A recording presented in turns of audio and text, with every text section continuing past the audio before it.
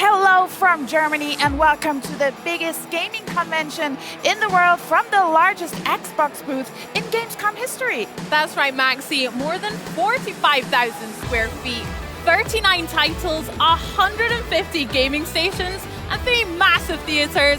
This epicenter of gaming is our home for the next 3 days as we catch up with some of the minds behind the most anticipated titles. Plus, we'll take you on the floor as fans from around the world get their hands on the newest games, expansions, and updates coming to Xbox and PC. And today we will hang out with Todd Howard and Pete Hines of Bethesda to talk about Starfield. And head of Xbox, Phil Spencer, pulls back the curtain on his Gamescom experience with a live interview right here on the Xbox booth stage. And Rod Ferguson from Blizzard gives us all the hot takes on Diablo 4. And we're also celebrating a big birthday for ID at Xbox. It was announced 10 years ago at Gamescom. Plus, we've got gameplay demos from games like Age of Empires 4 Anniversary Edition, which, in case you missed it, just last night had a massive shadow drop onto console.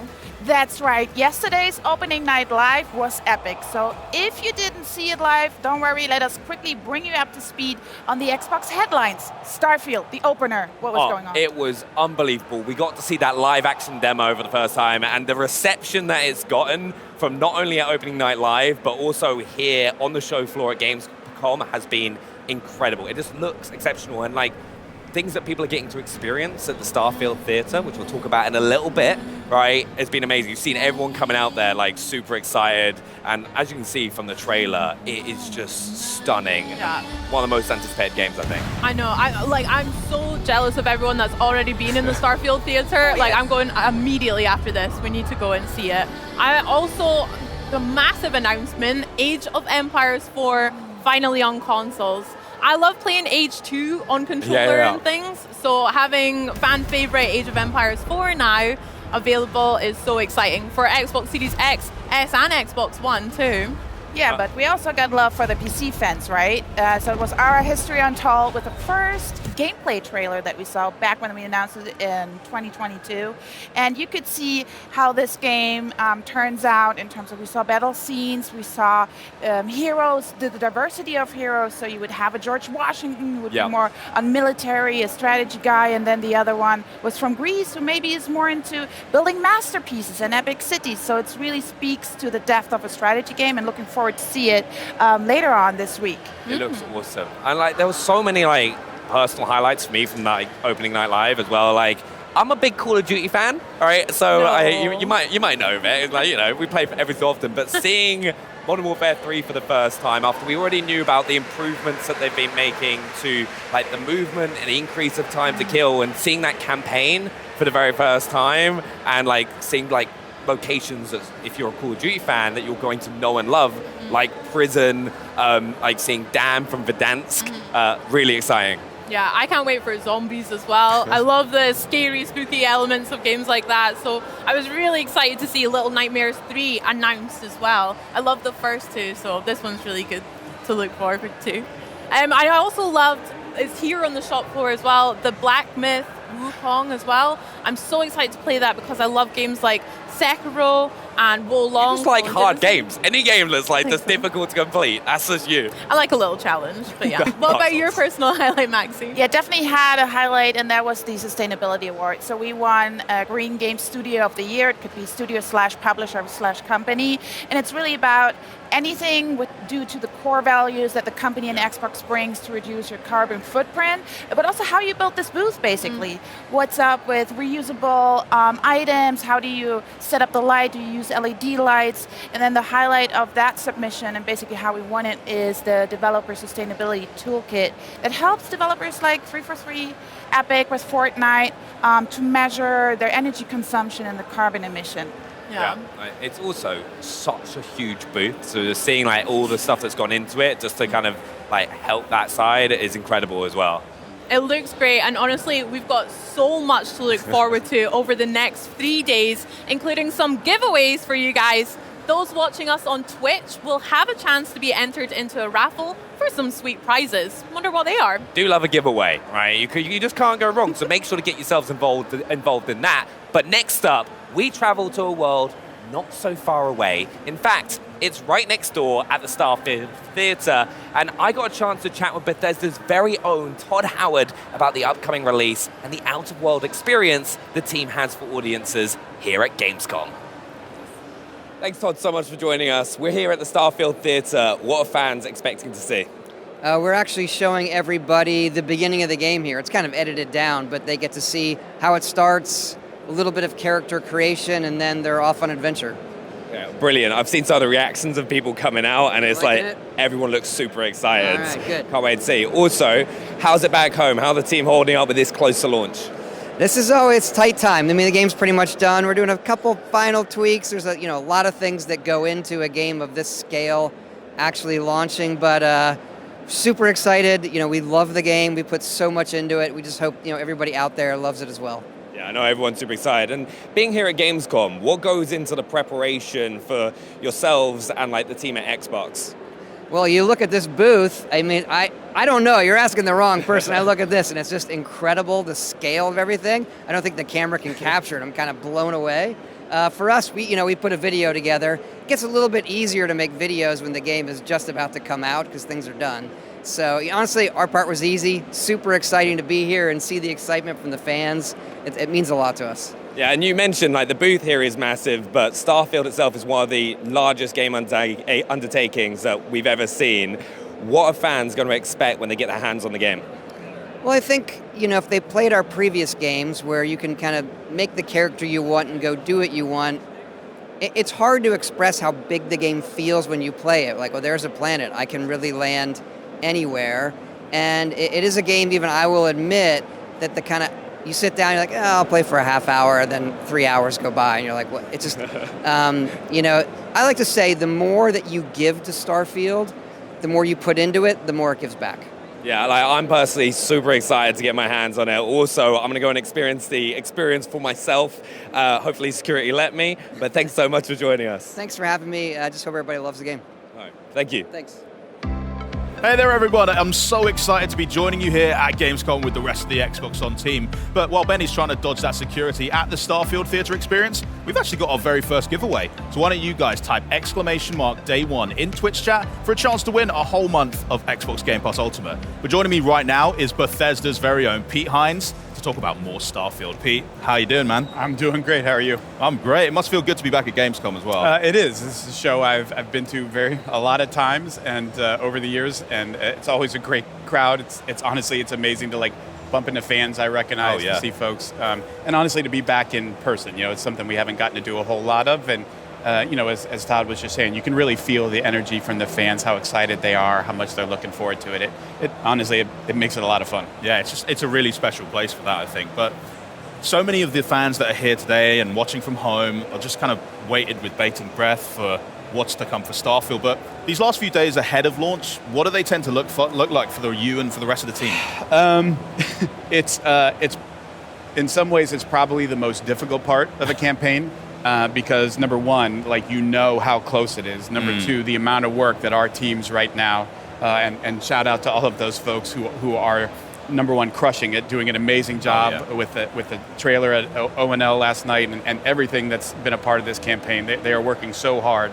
And you're also just sitting here where you've now given the game to a bunch of people, to press, to influencers, and you don't really know what they think or how they're feeling. And so it's a little bit helpless, so we try and focus on the things that we can control, and most of all, we're just so excited for next week and to get this into people's hands. I mean, I personally kind of love that confidence of being able to hand it off to press and reviewers and influencers fairly early for what most games marketing tends to do. To me, that speaks we love what we've done with this game. It's now time for you guys to really have a go with it. Yeah, and if I'm being honest, there's really not an amount of time that I'm comfortable enough of now you've played enough Starfield to get what this game is, because I'm at 150, 160 hours on my current playthrough, and I haven't even come close to do, there is so much stuff I have intentionally not done.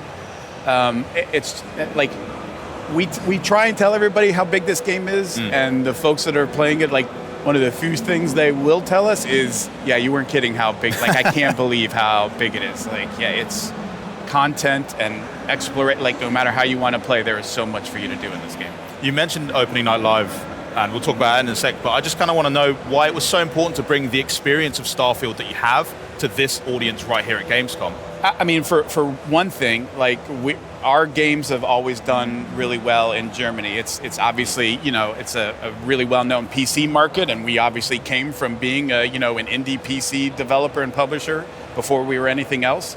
But this audience and role-playing games and what they mean in Germany, it's a very popular genre, and across Elder Scrolls and Fallout, Bethesda Game Studios has got a really big following in this territory, and for all the folks who come to Cologne who aren't in Germany. And we just felt like this close to launch to try and do something special for them, to sort of surprise and delight, and to just be here and to, take pictures or have a conversation or whatever. We want to make sure that they feel as special as they are to us. It's cool for me to see that you've got that glass cabinet full of all the different Starfield paraphernalia. We got the Series X console wrap, we got the Constellation Edition watch, and that helps me feel at least like we're so tangible. It's like it's right there. I can even grab it. We're so close to launch. Plus, it's really good shopping for birthdays. Oh yeah. I want that. I need that. Yeah. You've got the watch on already. Yeah. I'm jealous. Trust me. I love the watch. We're really excited both for how good the game is, but the way in which Xbox has supported us with console wraps and the controller and the headset is the best piece of hardware. They are so good. I use them nonstop. Full credit to that team. But across Xbox, the way that they have stepped up and supported and amplified Starfield in every way possible has been just awesome to be a part of. We're so pleased for all of the support that they've given us. You're just helping me dress my entire house in Starfield stuff at this point, so I'm happy enough as it is. Yeah, but absolutely. We did get to see quite a lot of Starfield. You had a new trailer last night at Opening Night Live. Todd came on stage to chat a bit more about what that opening sequence looks like that players can expect. But why don't you catch us up more on the news of the day, really, for Starfield? Yeah, I mean, first of all, I want to say, I am a few weeks away, whatever the number is, 6 or 7, from 24 years at this company. Wow. That is the best trailer we've ever made, and I will have words with anybody who says otherwise. It is my favorite thing. I had absolutely nothing to do with that trailer, full disclosure. That is my team, that is Aaron Losey's team going out and making that happen, and get your flowers, guys. The tone that it hits, the way that it hits that feel of not just what it's like to play the game, but sort of the hopefulness, the lifting others up. I think it's brilliant. But it's not just that. It's hey, we've got wraps for your Xbox console. Something Xbox has never offered that look really great. We've released a bunch of new wallpapers, desktop wallpapers and phone wallpapers that have been made. We are now in the point I said last night to the folks after dinner. There is no emergency brake anymore on this launch, folks. We're a go whether we're ready or not. So everybody, make sure your seatbelt is fastened because this is happening, and it's, there are very few chances. Todd and I try and reinforce this to our respective teams as much as we can. You don't get many opportunities at a game like this. Games of any kind, is a finite number for anybody in development or publishing. But for something like this, for as special as it is, for as long as I've been here and to see what these different launches are, you can tell when something special is happening. And I think Starfield is that. And I really have tried to emphasize to our teams, amidst all of the hard work, please find time to enjoy this, because you never know when you get another chance to be a part of something as special as this. Talking about the stewardship you and Todd have over this team to bring something like Starfield to players out there, and it often gets described as, it's an open world game, but that feels like a bit of a disservice because it's not just the one world, it's thousands that we can explore, and just sprawling open world experience across a real good portion of the galaxy. I mean, what is it like to actually have to lead a team on such an endeavor as that, where it's grand scale that we've seen and all the detail as well? Yeah, I mean, as you all have seen, as you've watched how we've talked about Starfield, it really required us to push ourselves in terms of how do you get the rest of the world to wrap its head around a game of this size and scope. I mean, it is literally, it feels when you're playing it almost like there are a bunch of different games inside of one game, and I get to decide how much time I want to spend in a way that you haven't really seen in a Fallout or Skyrim. I mean, those things are still, I can spend all my time just picking flowers in the Elder Scrolls. Yes, you can, but it doesn't feel as wholly different as the entire space game that exists, the entire live on a planet, just like the freeform exploration, the combat, the which factions taking sides, the player. It's just amazing to see it all, how it all comes together. But explaining that to folks in a way that is digestible. It's how you end up with something like Starfield Direct, which, I mean, it's basically a feature film that we created just to explain to folks and to talk to folks about, not just explain what the game is, but do it in a way that I just thought was really authentic, and hearing from the people making it, how they think about both creating it, how they think about playing it, and seeing the way that resonated with players, I think was really special. One thing that really grabs me, I think, is the love that's being poured into like Radiant Quest systems and just allowing those new and unique experiences for people to have, no matter where they are in the galaxy, whether they are just flying around in space, whether they are out there just maybe mining some rocks or looking at new fauna, flora, etc. It's a really cool way to involve them in new stories that they perhaps weren't searching for, but now they're being like collided into, and it's just juicy. You want to dive. And then because we made an irresponsibly large game, we take it to another level that I think, and this is one of the things I'm looking for. We've seen it ourselves. Like, I was just talking to a couple of folks from our Benelux office who were like, they've both played, about the same amount of time, like, 40 hours or 60 hours, but their experiences were like, we didn't do any of the same things at all, like not even close. And just with that, and then the whole like locations aren't the same for every person. Like what you and I find going to explore this planet, I can't just tell you should go here and land here and find this. Like, that might not be there for you. Like, you get to find and have an experience that truly feels like your own in a way that I think folks are going to really enjoy and appreciate. Yeah, I mean, we got a little bite of that in the Starfield Direct, like you mentioned. I mean, Jamie Mallory literally coming out and saying, "Oh, well, hold my sandwich, I'm grabbing them all here." And it does speak to that unique way that every player can tackle whatever situation they do come across, or even just back down to character creation, and that jumping off point of deciding, here's what I'm going to start off as. I have no idea where that journey is going to take me and how it might change me as a player, me as a character in this game, and it's all really fascinating. But what are the sorts of way that you tend to play it? I mean, I know you've poured in some time now, but look, when we're in this phase and like leading up, I don't play like I would. Like, I don't play like I'm about to when I get back home. Where like, okay, now I'm going to start like this is Pete's you got a job to do right now. Up to this point, it's been Bethesda's character, and sort of the way I've approached it is sort of testing. I mean, I've been doing this for a long time. I've been interacting with our players playing Bethesda Game Studio stuff for a long time, so we know how they think. And I talked to Jamie after E3, and she's like, I don't get this. Like, why is this such a thing? And I said, Jamie, what you did is you tapped into the silliness factor that like you sort of tend to forget. Like, you talk about Starfield, and but it's still fun. Like, it's supposed to be about fun, and you put your finger sort of right on the pulse of the kind of nonsense that our players love to get up to, because we make a game that is about freedom, right? Like, we embrace chaos. We give players more freedom than I think in a game like this than people really dare to in their games. Like, that's part of what makes Starfield special. And look, that creates situations that we have to do a lot of work to make sure, like, this doesn't break, this doesn't create problems. But the payoff for that and like what players are allowed to do, like, wait, I can do this? Like, I can spend all my time doing something as ridiculous as this? Yes, like, if that's what you want the game to be about, that's what you should do. But we want you to go and push and try all of the different ways, because it's really not about like our story or how we want you to play, it's about how you want to play. So when I play, I spend time, like, I'm going to spend a week and not land on a planet. Like, what's it like to just be in outer space, spend all my time in outer space, landing on star stations, derelict ships, doing all this stuff. And then I'll be like, okay, now I'm going to go land in this city, and I want to see how long I can spend not leaving this city. Like, how many factions can I find? How many quests can I do? And I'll get to decision points where it's like, look, you're about to, like, you have to pick a side here.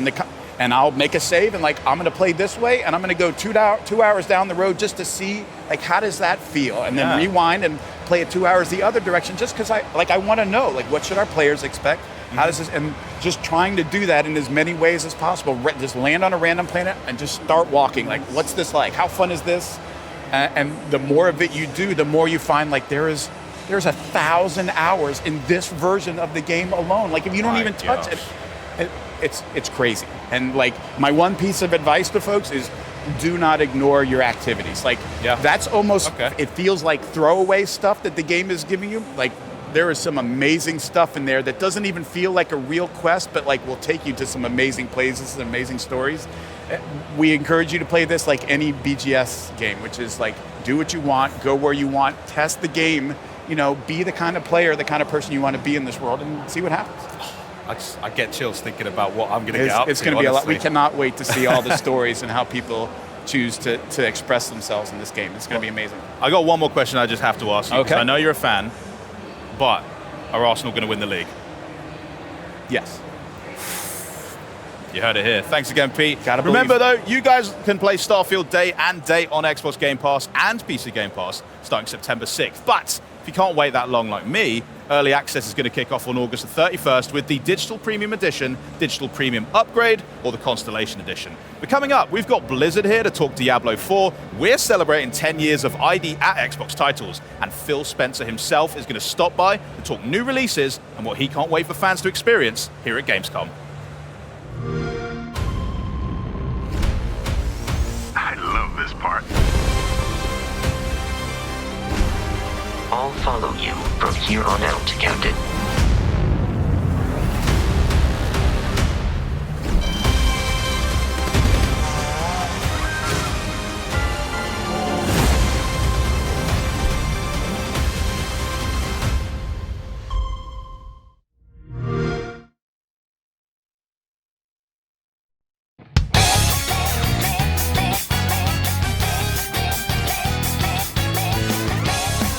Would you believe me if I said that a day consists of more than 24 hours? That's the dark hour. A time period hidden between one day and the next. What are you talking about? What happened to our school? You saw them. Those creatures. We call them shadows. They only appear during the dark hour and attack anyone who roams free outside the colonies. Shadows can only be defeated by persona users. It's our job to defeat them. Pretty exciting, huh? We've prepared an evoker for you. We'd like you to lend us your strength. Come! Persona!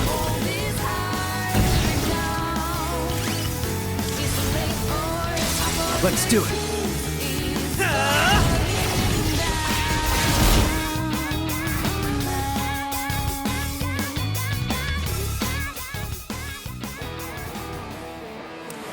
Hello everyone, I'm so excited to be joining you once again for Gamescom with the rest of the Xbox On team hosting the crew. Now it's time to head to the lands betwixt the high heavens and burning hells, and to be totally honest, I can't think of better guides than Blizzard's Rod Ferguson and Chris Wilson somewhere next to me. Hello, how are we both? Are we well? Fantastic. Good, love that. Right, Chris, I'm going to come to you first. So, Diablo 4, Season of Blood, was all over Opening Night Live last night, but I want you to wrap up some of the key announcements that fans should be super stoked about, just in case they missed it.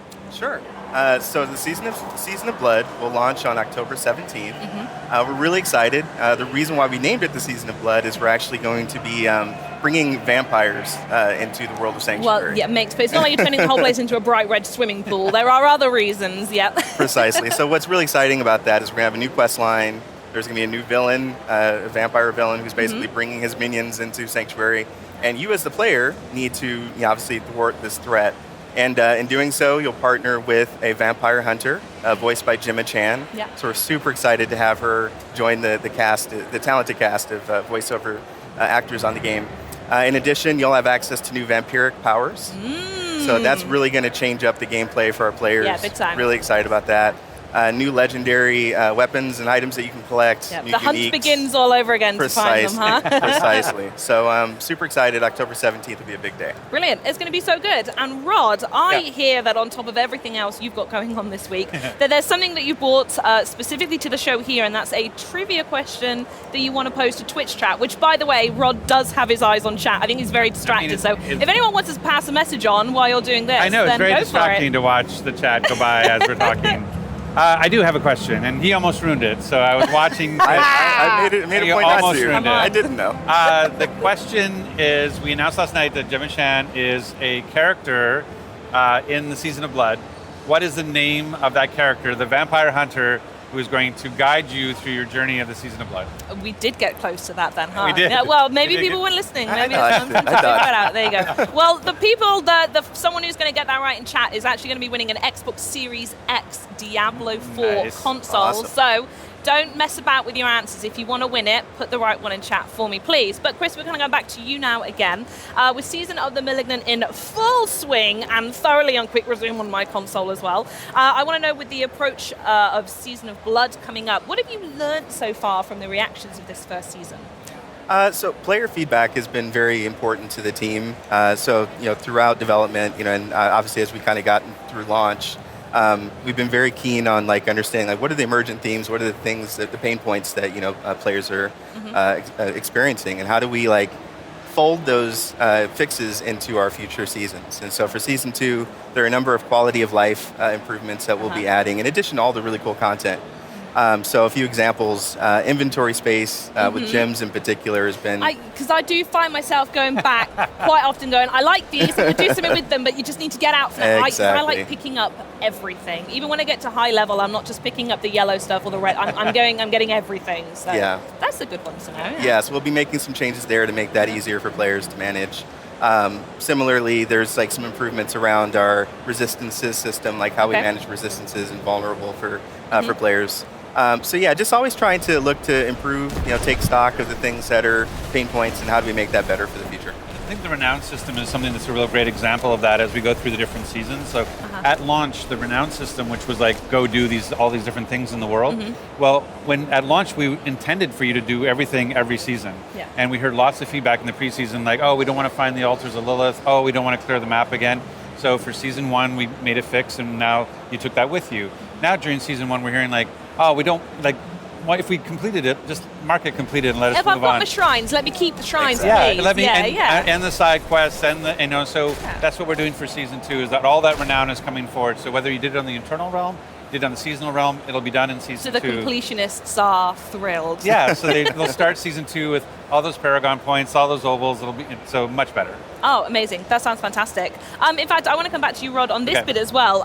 As well as improving those bits and pieces throughout the seasons, as you've mentioned, you're also, and have announced that you're working on the end game experience in Diablo 4. So I'm wondering if you can tell me a little bit more about that. I'll be totally transparent. I'm not there yet myself because I'm still doing all the bits on the side. I get very, very interested. So what is the end game experience and how's it improving? Well, the end game experience is that part we talk about. It's generally from level 50 to level 100. So usually when you play the campaign, you finish about the mid-40s to early 50s.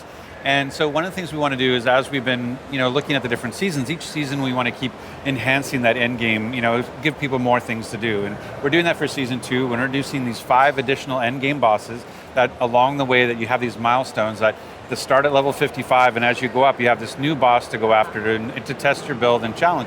But what's really cool about them is that they actually will drop uniques, and are uber uniques, which have a very low drop rate. These have a much higher drop rate of those, things those unique things that could really make your build shine. And so that's going to be really exciting to be able to go and farm those uniques from those bosses. And it even leads into Season 3. We're not really talking that much about Season 3. Oh, darn it, I'll just go then. But no, we've already talked about leaderboards, and that's something that we're really excited about for Season 3. So again, every season we want to be okay, how can we continue to make the game better for players? And Endgame is one of those things. Yeah, and then vampires. Yes. Point number 2 on the list, vampires. And vampires, yes. So, I mean, it's all about the blood. Exactly, it's Season of Blood. There you go. So the last thing I want to ask is, if anyone in chat or anyone anywhere has been in any major city in the last 6 months, you will have absolutely seen some of the Diablo 4 mega marketing that's been going on. You've also had collabs with Halsey, Megan Fox. If you're in Berlin, there was a Lilith statue. In London, we had a chocolate shop. So I'd love to hear from you both what it's been like to see and feel Diablo 4 turn into this cultural phenomenon and this iconic game that it is. Yeah, it was really important for us as we think about the marketing for Diablo. One is we wanted a game for all players. We didn't want it just to be about, this is for the ultra core. We wanted to make sure that anybody could play Diablo 4. And as part of that, we wanted to raise that out of the industry genre sort of marketing and get into that sort of pop culture entertainment. And so that was a big thing for us. And with 12 million players and 1.3 billion hours played, those are some good numbers. Yeah, I like that. So it was pretty awesome. And to see even Whoopi Goldberg, mad at me because it didn't support it on the Mac. It was just it was very surreal moments. What happens when Whoopi Goldberg gets involved and is I don't know, unhappy? but she apparently was not happy with us. You didn't have a crisis con plan for that one? No, I mean, we sort of reached out to say, like, we can help you with this, but anyway.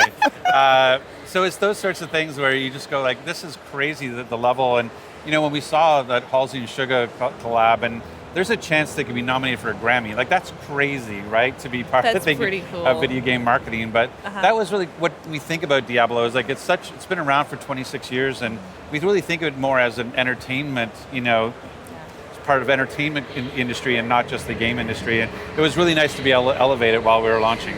Oh, amazing. And especially welcoming everyone to hell was inspired, I must say. I know, though I'm Canadian, I had nothing to do with the Canadian wildfires. That sort of gave us the smoke in New York. It was a horrible reason to have a viral moment, but it was if it was going to go wrong, it went wrong at the right time. There you go. Well, wonderful. I want to thank you both so much for joining me. It's been an absolute pleasure. I'm afraid we can't talk any longer, though, because it's now time to celebrate 10 years since Idea Xbox program was born here at Gamescom.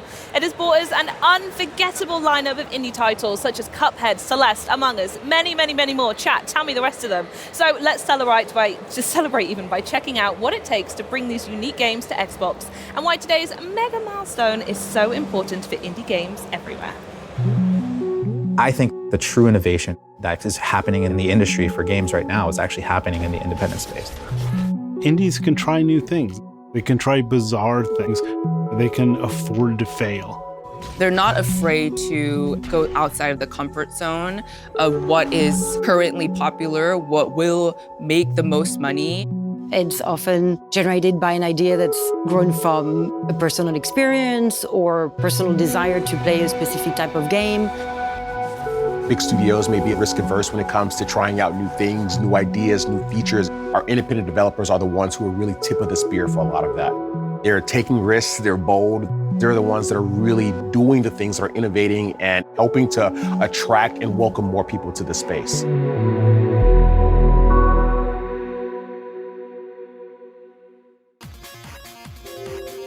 I've been making games since 1985, before there really was a game industry. Back in the day, the indie scene was shareware. You put shareware on a floppy disk and you get it out there to as many people as possible.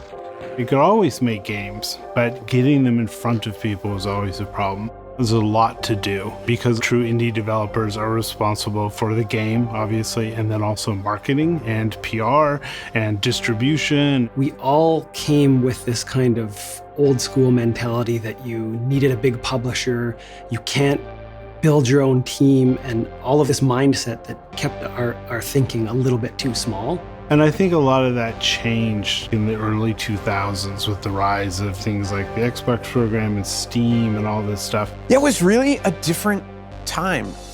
We were just at the dawn of digital downloads. And today, it just seems like hard to even imagine that there wasn't a world where everything was digitally downloaded. But Xbox Live Arcade clearly showed that digitally downloading games was an amazing way forward. The first games I worked on for XBLA were Joust, Robotron, and Defender. But quickly, developers saw this amazing opportunity. Wait a minute, I can make a game for a couple dozen megabytes and sell it directly to consumers for $5 or $10 or $15?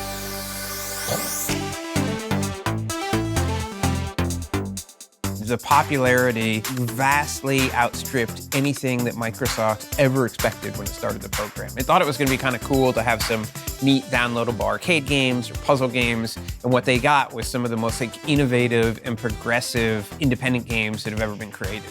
And you saw games like Castle Crashers and Braid and everything else just explode. Was actually happening faster than Microsoft could really respond to it on 360. And as we got into the Xbox One era, we realized, we needed to take the next step for independent developers. So I was one of the people who helped co-found the ID program way back in the day, 10 years ago now. We were seeing an opportunity where more independent developers could actually bring their games without having a publisher. Back in the day, it was really hard to get dev kits. To get games on Xbox, developers needed kits. And so we made a commitment early on that every developer was going to get access to 2 dev kits at no charge. We knew if we could do those things, make it easy to ship, enable developers to do what they want, to be their own publishers, we knew that we would be giving Xbox players access to this amazing variety of content, and we knew that Xbox players would respond. The next thing was to go to Cologne and announce it. Here we are, it's that time of the year again, Cologne, Germany for Gamescom. My favorite time of the year. We had like more than 1,000 people apply in the first hour after we announced it until the website crashed. I think the big thing that we understood by the end of the show was like, oh my gosh, we have so much work to do. Boom! That'll slow them down. We wanted a program that made sure that people who we had never heard of would be able to come to Xbox and have fantastic success. And so whether you were a long-standing developer or whether you were like, you know, two brothers in Canada who had like a bonkers idea to hand draw every frame of a video game, we wanted to make sure Xbox was there for you. Our original team started off with my brother Jared Moldenhauer and I always wanting to make a video game. And as we got through some initial ideas and some initial concepts and how the game was going to go, we pulled in my wife, Maya Moldenhauer, and we started as this small, tight-knit team and expanded from there. Studio MDHR at the time, was a wonderful small family based in Canada who had this amazing game. They had a vision for a game that's unlike any game anybody's ever made before. You can say, oh, there's been run and gun games before. There've been hand-drawn games before. Nobody ever thought to put them together the way they did. The art style of Cuphead was influenced heavily by the 1930s rubber hose cartoons. So we took that art style and married it with the retro games from the 1980s era that we grew up and loved. Marrying those two together, Cuphead was the byproduct. The game is so cute, it's beautiful, it's also very challenging. It was less a choice of us wanting to make the game hard just to make it hard, and more of the fact that Cuphead had to be hard to be a fun game.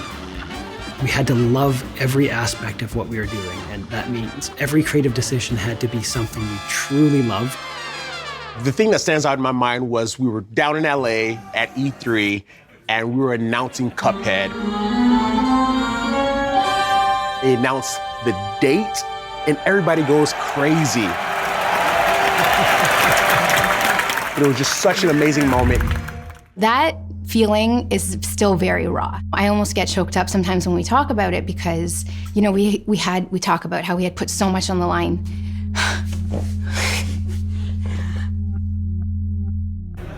To step foot on that stage and not know whether or not we would ever even make our money back, whether or not we would ever be able to make another game, to see the fans' response to that announcement change the course of our lives.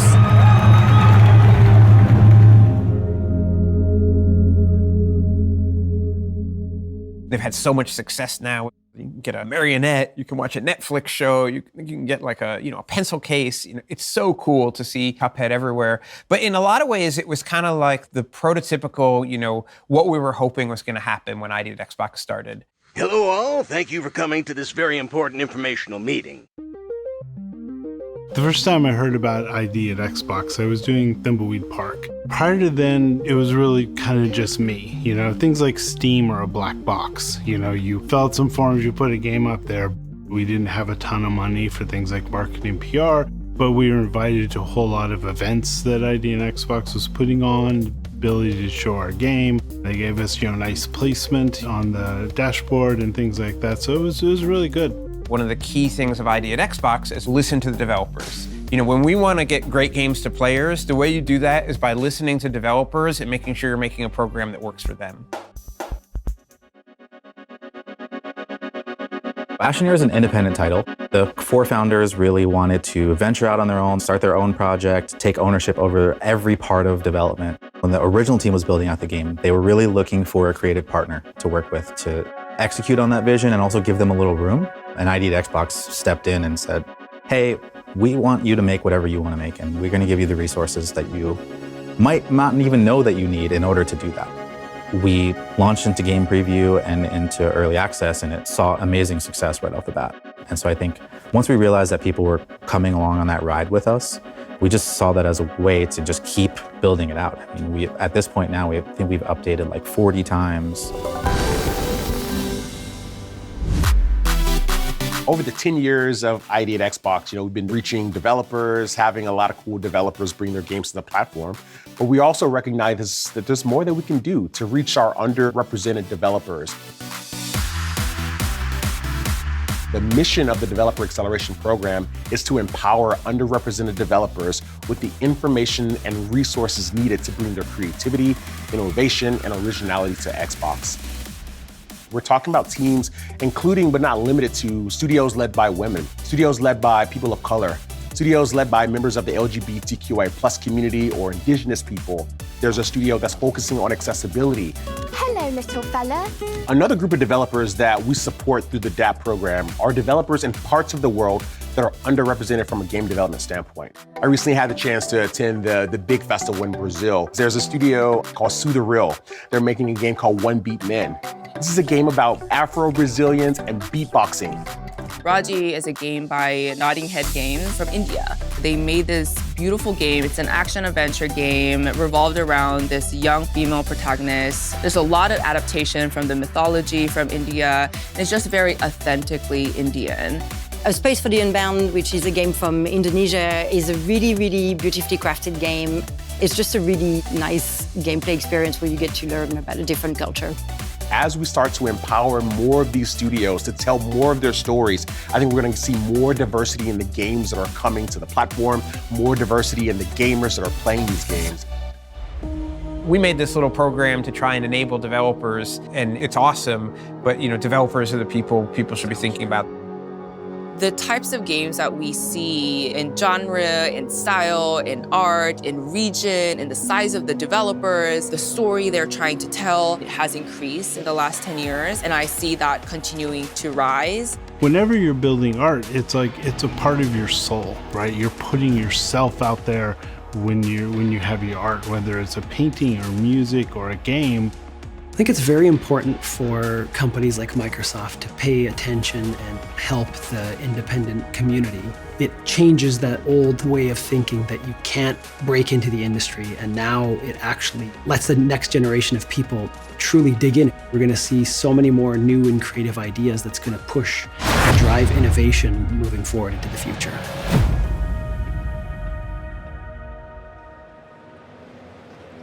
Joining me now is a true champion of indie titles, Mr. Chris Charlotte. Chris, how are you doing today? Oh, I'm doing great, thank you. Awesome. It's so good to have you here at Gamescom and chat to you where it all began for Idea Xbox. 10 years ago, in 2013, Idea Xbox was born at Gamescom. Can you tell us what a decade really means to you and the team at Xbox? It's really amazing because it feels like it was yesterday. I'm walking around, I'm getting all these memories, and it feels like yesterday, but it's actually 10 years. It's like 20% of the length of the game industry ago. And to me, the fact that we're still seeing incredible support for indie games just shows like how foundational they've become to Xbox and to the game industry too. So it's just super cool. Yeah, super cool. I totally agree. Speaking of memories, things like that, I hear there's quite a fun story about Gamescom and how you came about with the name Idea Xbox. Care to share with us? Sure, yeah. So now it can be told. We changed the name of the program 3 times in the 3 days before Gamescom. So we started with a name, we all looked at it and trying to convince ourselves it was okay, and we're like, oh, that's not it. So then we had another meeting, we had our new name, and we were looking at it, and it was a 3-letter acronym, which we love at Microsoft. We have the Developer Acceleration Program, 3-letter acronym.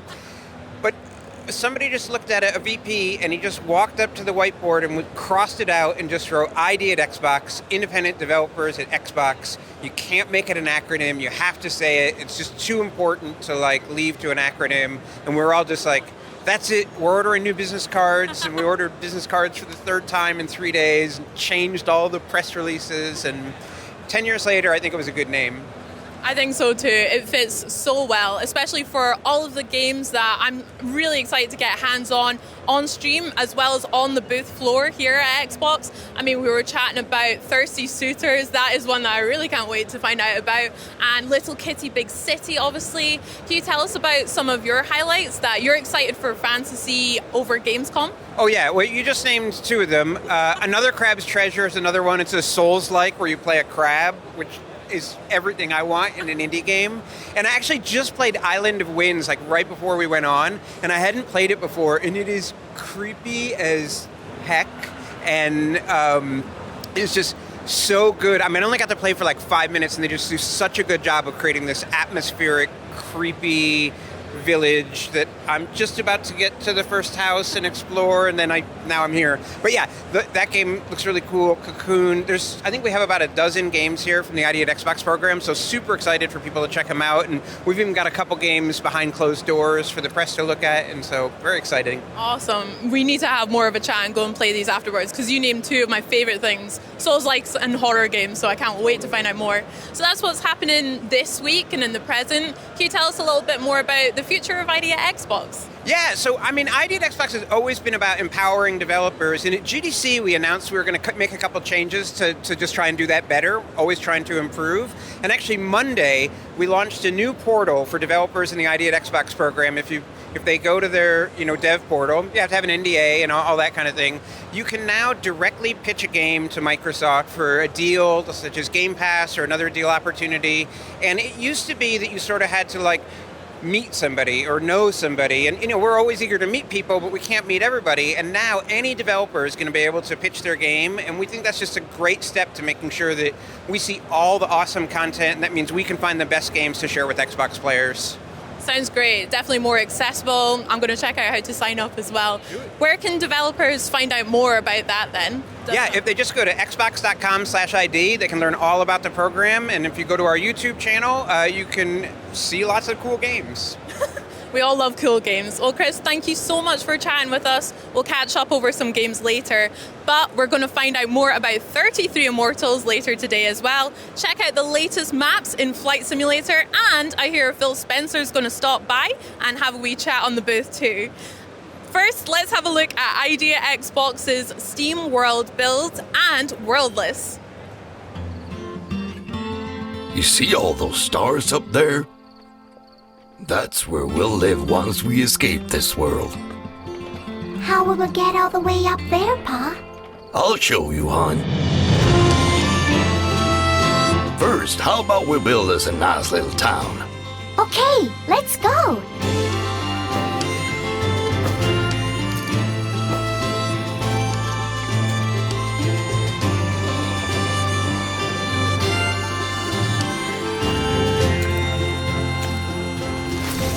We'll need the help of a whole lot of Steambots to make sure we get all the resources.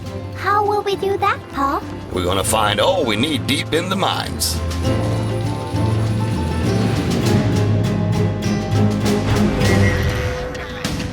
Are we gonna work in the mine, Pa? No, I'll leave that to the professionals.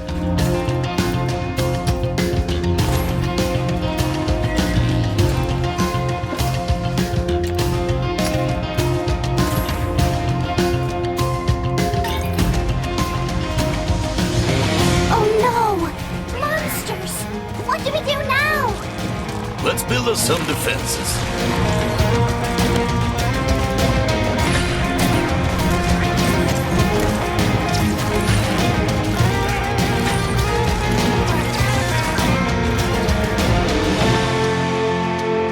Hey, what are you doing?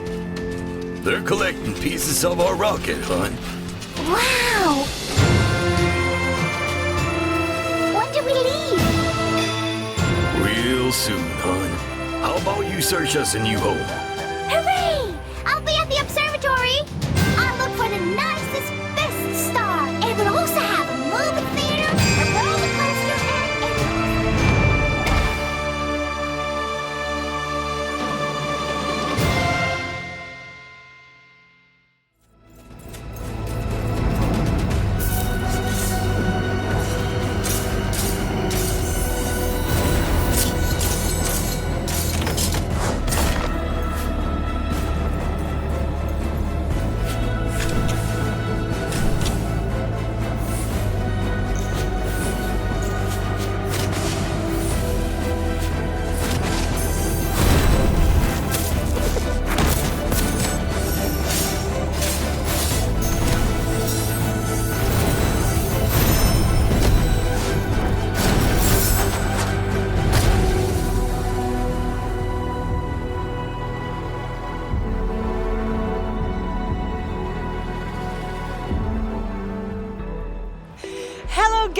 Gamescom, it's Melly, and I'm so excited to help host this massive Xbox booth. We've got so much in store throughout this show, and I can't wait for you to see it. But now it's time for another Xbox Game Pass Ultimate giveaway. So type !Day1 in Twitch chat to be entered. But that's not all. We've been excited about this next title since it's made a splash earlier this summer on our Xbox Game Showcase and Extended. And now we're going to talk about 33 Immortals, and for that we have Nicola here. So Nicola, welcome. How are you doing? Thank you. I'm good. Gamescom is always fire everywhere. It's fun. It's energizing. I love it. That's so amazing. But first off, we got to start with a feature fans are excited about. So tell us more about Pick Up and Raid. So what can fans expect? Yes. So traditionally, like in Raid, you have to like create a big group and plan a lot of things to like solve these kind of intricate puzzles. On our end, we want to try with 33 models to change the vibe of this and do a fresh take on this. Yeah. So what we want to propose to the player is that you open the game and you just jump into a fight right away, like without any wait and any planification. So let's say you're a player, you're alone, you go in alone and you just go through a portal and you'll be already fighting hordes of monsters and epic bosses. And you won't do it alone. You'll be also with 32 other players. So what if I don't have 32 friends? Exactly. Well, who does? Well, we do have 32 friends minimum, I hope for you. But let's be honest, do they play always the same game as you at the same time? No, they don't. And I think on my end, I only have like 2 or 3 that are at the same time playing the same thing. And this is what we wanted to also like avoid. It's going to be a seamless experience where you just jump in, matchmaking will be done automatically, and people will just join in. You can join alone and also with other people as well. You'll be able to queue up with a little party if you want of your own with friends, because we have friends, right? Of course. And then you'll be able to join and face all the different challenges and have tons of fun. That sounds so amazing, actually. But what is your take on usual raid-like player roles? I'm sorry, can you say that again? What is your take on usual raid-like player roles, like tanks, support? So on our game, what we wanted to tackle is the fact that we are different. But in the same time, all the players start the same. So all we do with this is that we equip a weapon, and this weapon will define your role. We will use 4 different roles, tank, support, range, and melee. So, for instance, we have the Bow of Hope. If you take that, that means you have a bow, you'll do damage from afar. That's more my style and more my gameplay. Yeah. And this is like just our ranged fighter. On the other hand, we have just the sword, and with this one, you can dash. You can dish a lot of damage, and also you have a special attack that makes you guard. So it's more of a tank on the tank role. We'll make sure that we build these weapons to have all these roles supported. We are now working on the support and also on the melee one, and all this together will give like good gameplay combination. That sounds so amazing, Nicola. And I mean, this game is about so much more than just life and death. So please take us through how players begin the story and what progressing means to your like overall goal. Yeah. So our game, in fact, we start as a player that now is dead and is going to eternal life. Okay. And in fact, in this, the Almighty looked at you and saw that your life was full of sins and problems, so he's giving you eternal punishment. So it's not dramatic at all. So we're fighting the Last Judgment, basically. Almost. Okay. So then when you go into the game, we took inspiration of the Divine Comedy by Dante Alighieri, which is a poem from the 14th century, an Italian poem.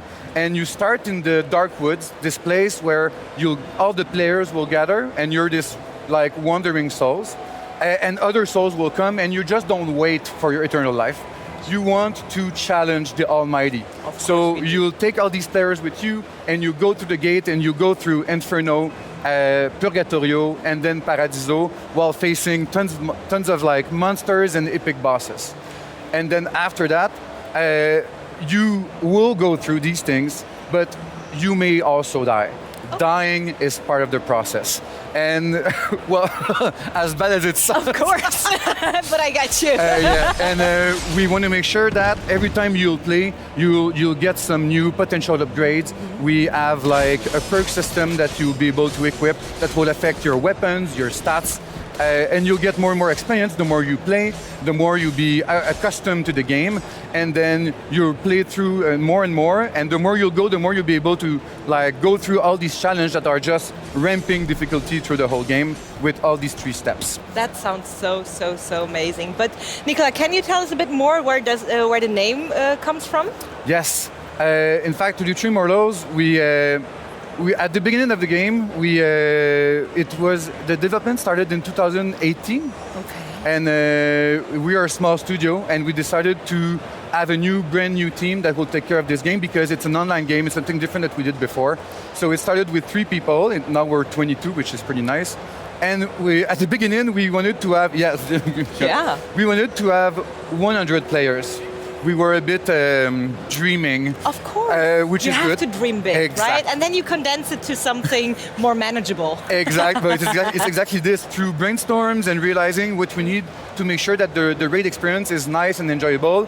And also by discovering that in the Divine Comedy, every chapter has 33 chants.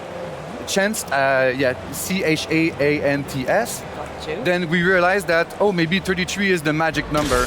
And it was the perfect number of players, and then it created the 33 Immortals title. That is such a cool story. Thank you Yes. for sharing it. And can you tell us a bit more about the art style? Because it's not only fun to play, I bet, it also looks amazing. Yes, so in fact, at Under Lotus, we are renowned, I think, I'll say renowned, of course. to do beautiful and crafted game in 2D art style, which is for animation and all the scenery everywhere. It's beautiful, and it's a challenge because on our end, and as you see on some of the gameplay, it's a top-down view, so it's a different view that we haven't tackled before. And the fact of keeping this aesthetic that is very hand-drawn with the challenge of having this crisp gameplay and good gameplay experience, it's a challenge, but we did it, and we're very proud of what we have right now. And you've been working on it since 2018. That's It's a lot. very long time. It's good that we'll be launching soon. How many times have you changed directions? Not so much. In fact, it was more a matter of having not so much people, and then it takes time because you're not a big team. And the team got bigger. It's nice. Now we're 22. We're super happy.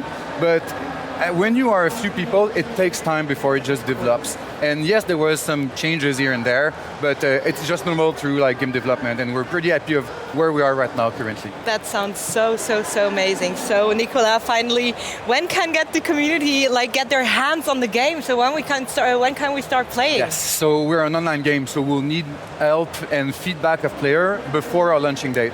So early next year, we will clearly have some moments where we'll need players to come in. And players, please all come in, go subscribe on 33immortals.com, and you can join our Discord as well to join the community. And it's going to be great. We need people, we need feedback. We want to do the game for the community as well and for the people. And it's going to be good for us to just make sure that we balance everything out properly.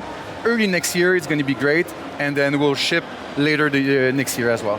That sounds so amazing. Nicola, thank you so much for being here and for sharing all the information about 33 Immortals, and I really can't wait to start playing myself. Subscribe. Honestly. I will. I was just taking notes, and you will see me on the Discord, trust me. Excellent. So, we've got more in store today, including a chat with Phil Spencer, new updates from Microsoft Flight Sim, and a world premiere you've just got to see.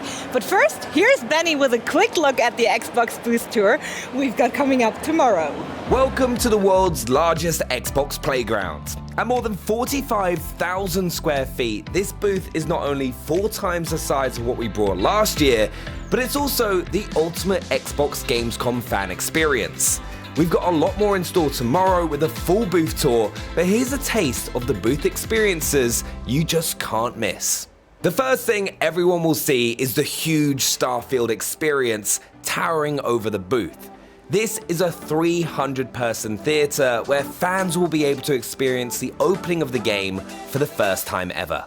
Forza Motorsport has the best parking spot in the booth, and fans will be able to see super fast German sedans race around Spa in a Builders Cup career demo. We're also celebrating Porsche's 75th anniversary with a beautiful Taycan and 6 custom Xbox Series X consoles. We just shadow dropped it at One Night Live last night, but fans here don't need to miss out. We're giving them a chance to play Age of Empires 4 on console with a controller. Then there's the chance to play the new medieval fantasy masterpiece, Towerborn. Looking for a new and unique title? The Idea Xbox experience should be your next stop. Plus, we're celebrating ID's 10-year anniversary. Then it's Cyberpunk 2077's turn to WoW, with game stations featuring the new expansion, Phantom Liberty. Now here is a selfie that I thought I'd never take. Leave it to the Elder Scrolls Online to shake me to my very core. And right over here is where you can get ready for takeoff with Microsoft Flight Sim. Plus, fans of the Zone can finally get their hands on Stalker 2. Want more booth action? Stay tuned tomorrow when we walk the floor.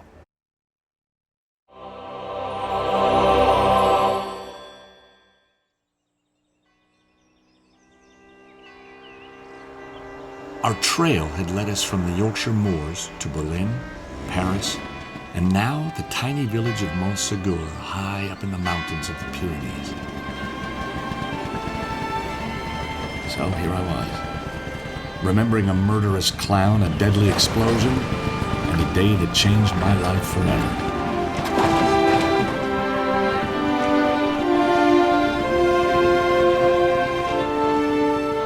Merci beaucoup, monsieur. Sounds like we're in danger. We are. Well, let's get a drink and you can bring me up to speed. I do believe it's your round. Sure, un vin blanc, coming up. And if you see a clown,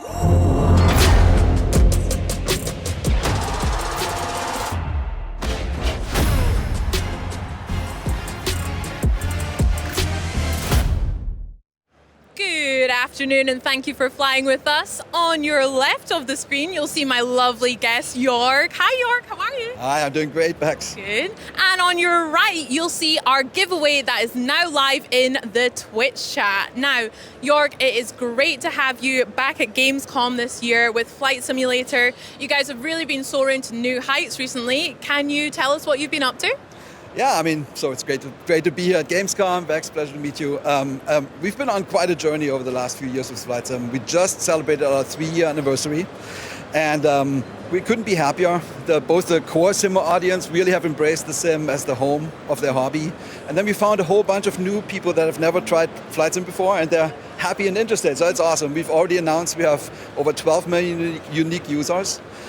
But some of the stats are just incredible. Like there have been over 700 million flights taken, 77 billion miles flown. So that sounds abstract, right? So it's 2 million times around the equator. Or if you want to go galactic, you can say it's 120 times from here to Neptune. Wow. Oh, it's incredible. Yeah. That's a lot of flying. I mean, I'm one of those new players as well that hadn't played it before, and now I'm obsessed with Flight Simulator as well. And we're back at Gamescom. Last year, you guys really put on a show with an amazing recreation of Cologne, as well as flying helicopters up the Rhine to the Messe where we are here. What can we look forward to this year at Gamescom? Yeah, we love Gamescom. I mean, the vibe of the show, everything here is super cool, and it's so much fun for us to figure out what would make people happy. You know, here in this region, beautiful region of the Earth. So this year we did, plus I'm German, you know, I don't know. But this year we did 2 things. We did, and I've done little videos for you. So the first one is what we call City Update. We call this one City Update Western Europe. So instead of doing another German city, we said, why don't we take the countries around Europe? So we have a little trailer for you. So yeah, let's take a look then.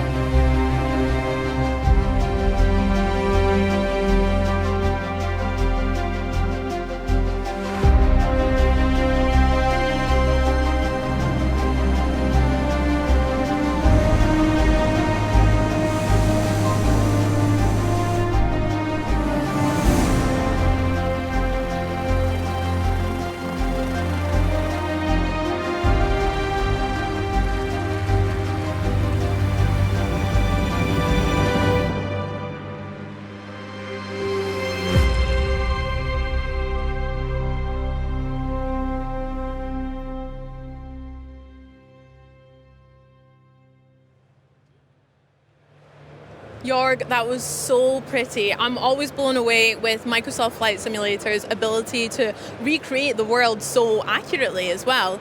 But you mentioned 2 videos for us. What else can we have a look at? Yeah, the second one is it's near and dear to my heart. So there's a long history of aviation in Germany. It goes way back to the Zeppelins and stuff. And we've explored some of this in Flight Sim already with the Junkers F-13, which was the first metal passenger plane. The Doge, that was the first one that crossed the South Atlantic. Then the Junkers U-52. But when you grow up in Germany like I did, there's one plane that stands above them all. It's a real, pinnacle of German aviation, and it's called the Do-X from Dornier. We have a trailer. Let's look at the trailer then, the Do-X.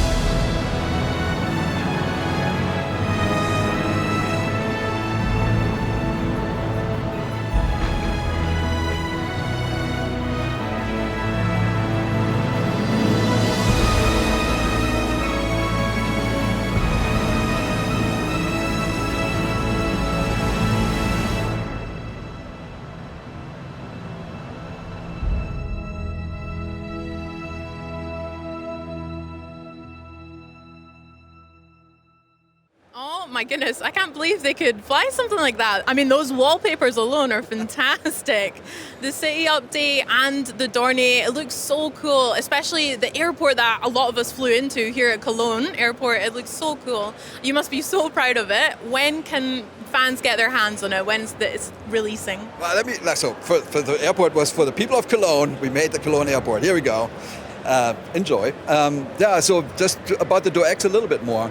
So it was designed by famous aircraft designer Claude Dornier, and it was actually the idea was to compete with the big ocean liners of the time. Think Titanic and the ones that made it.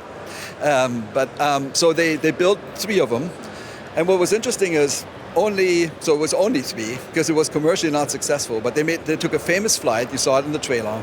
From Germany to South America to New York, and there was like all these awesome pictures of it at the Statue of Liberty and all that stuff.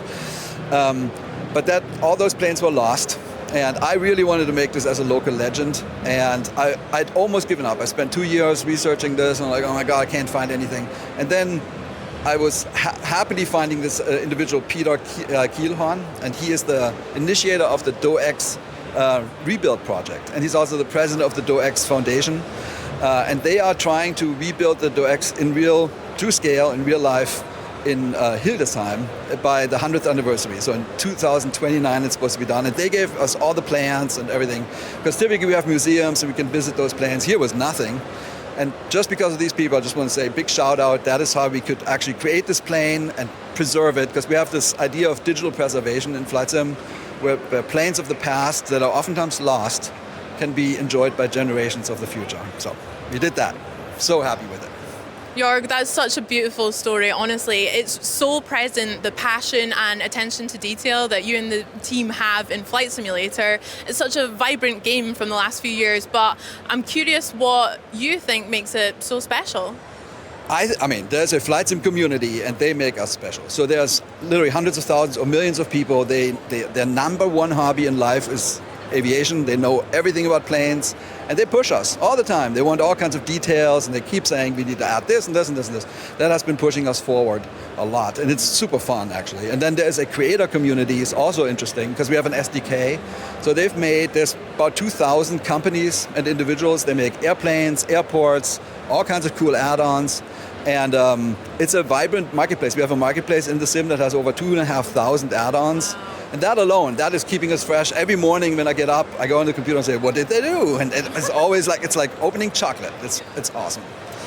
That's so lovely to hear. I mean, speaking about the future and what's coming as well, there is a new flight simulator that we can look forward to next year. Do you want to tell us a little bit about that?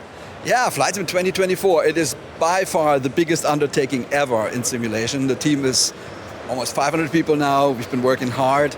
We're adding realistic aviation activities. So it's not just you, the plane, and the planet.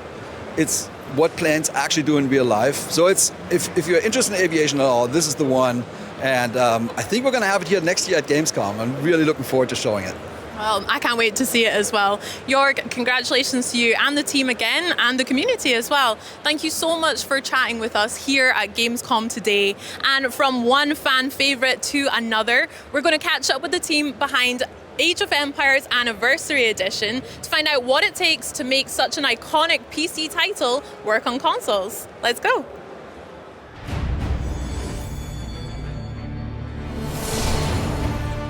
Welcome to World's Edge, home to the beloved Age of Empires franchise. We've been on a journey to continue the legacy of creating world-class real-time strategy games that started over 25 years ago. That legacy is all thanks to you, the fans. You inspire us to develop new ideas and evolve our games. In 2021, we partnered with the award-winning studio Relic Entertainment to push the franchise into a new era with our latest title, Age of Empires 4. It was a global event that heralded a new chapter of storytelling and strategy. Age of Empires 4 humanizes the compelling stories from that historical time and presents a new perspective through engaging gameplay. It challenges you to make history your story. And what better way to do that than with a trebuchet? Did you hear that whoosh? In the first year of Age of Empires 4, we added new civilizations, new seasons, and features that fans were very excited about. But there was always something else that fans wanted. We kept hearing the same thing over and over. When are you bringing it to Xbox? We're so excited that finally all the content in Age of Empires 4 is now available on the Xbox console. But figuring out how to make it for a console audience was easier said than done.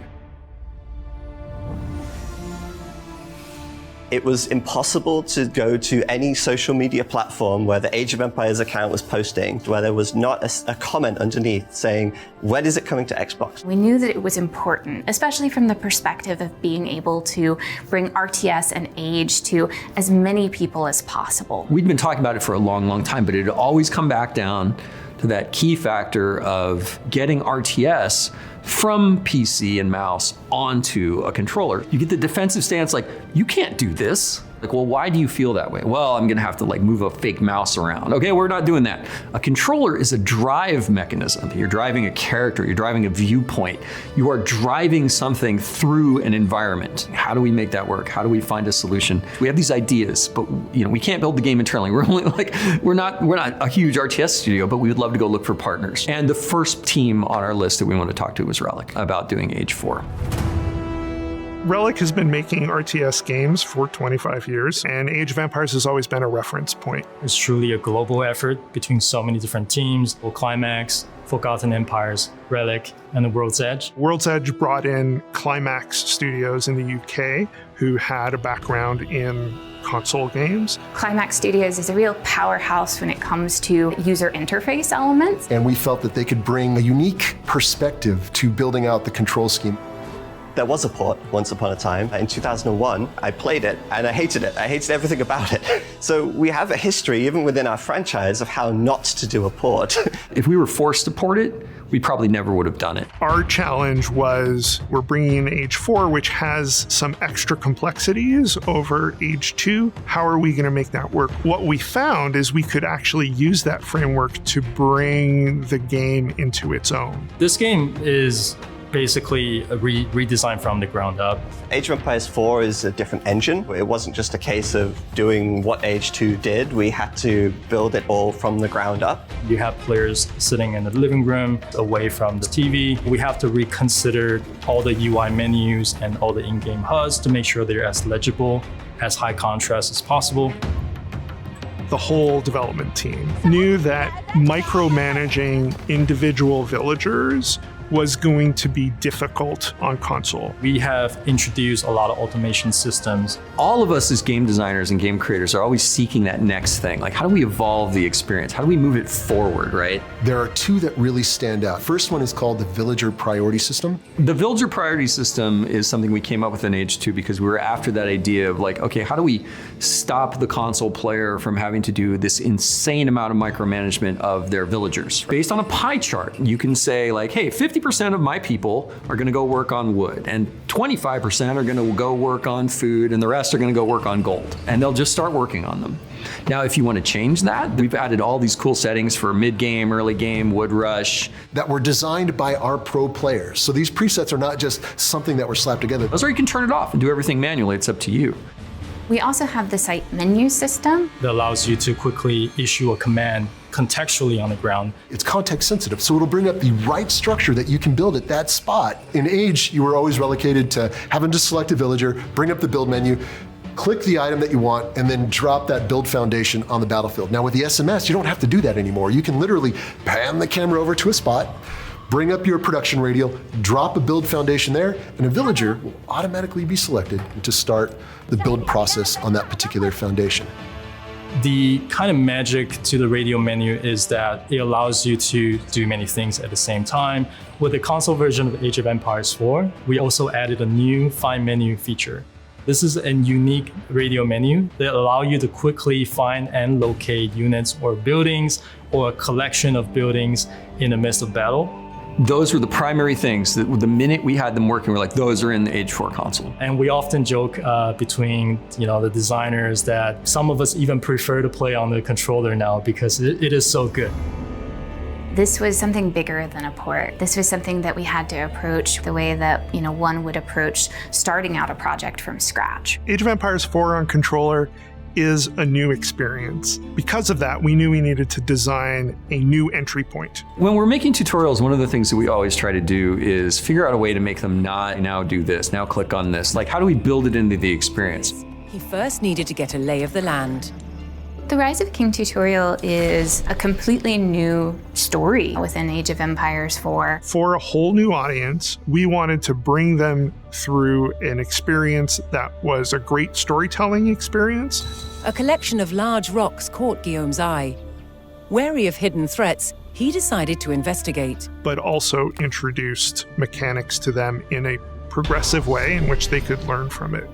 We definitely ran into things where we realized that some of the ways that we were building graphics and units were not as optimized as they need to be for something like a console to run really smoothly. But there were things there that actually ended up improving the PC game as well. I really hope that when we bring all these new console players into Age of Empires 4 for the very first time, that they get to share that enjoyment and everything that we love about the game with their friends and their families, much like I did with my dad when I was growing up. Well, that community is so special to me. I met my wife playing Age of Empires, and maybe when we have children, they'll play Age of Empires too. So my favorite thing about Age of Empires is the diverse civilizations that are represented. Even the language is representative of the civilizations for that time period. That dialogue grows or changes as the civilization ages up and the time periods change. I've worked in the RTS genre for over 29 years. I'm very genuine in saying that I actually prefer to play RTS games now with the controller. You get all of the campaigns, all of our civilizations. And most importantly, mods. Mods will be supported at launch day. Age of Empires 4 is available now on Xbox consoles and cloud. We took great care and attention to bring this game to console players, and we hope you're as excited to play it as we are to share it with you. There's never been a better time to pick up a controller and start making history. We'll see you on the battlefield.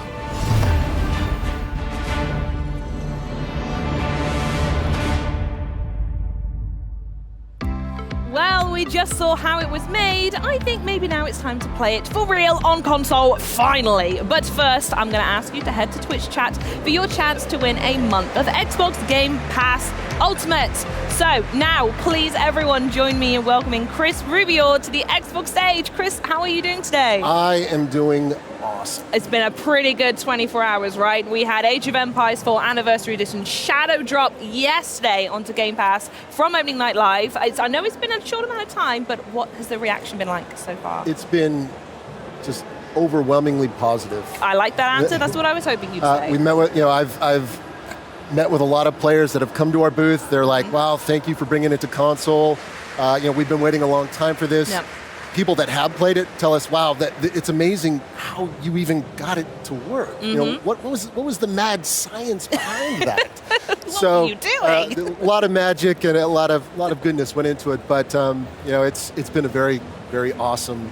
The shadow drop was yeah, we great. do love a shadow drop, don't we? Right, well, we're going to be digging into all of that, but you are here to showcase everything what the team of World's Edge have been working on, and we're going to be doing a live gameplay segment for you all. So we're going to go through Skirmish, and before I do any of the nerdy questions in my head about how you've done it, I'm going to ask you some nerdy questions about what we're going to be looking at here. So what have you got set up for us? So today we'll be diving into Skirmish, but I want to walk players through a lot of the changes that we made. Yeah, You've heard us. If you watch the documentary, we literally rebuilt the front end and a lot of all of the tactical UI. We built it from the ground up, redesigned it so it would work incredibly well on the console. And so I would love to show that off to players and everything that we've done. The floor is all yours, my darling. Sweetness. So let's jump in. So this is for the Xbox, we created a brand new front end. And by the way, I love that I'm all the way back here, like 8 feet.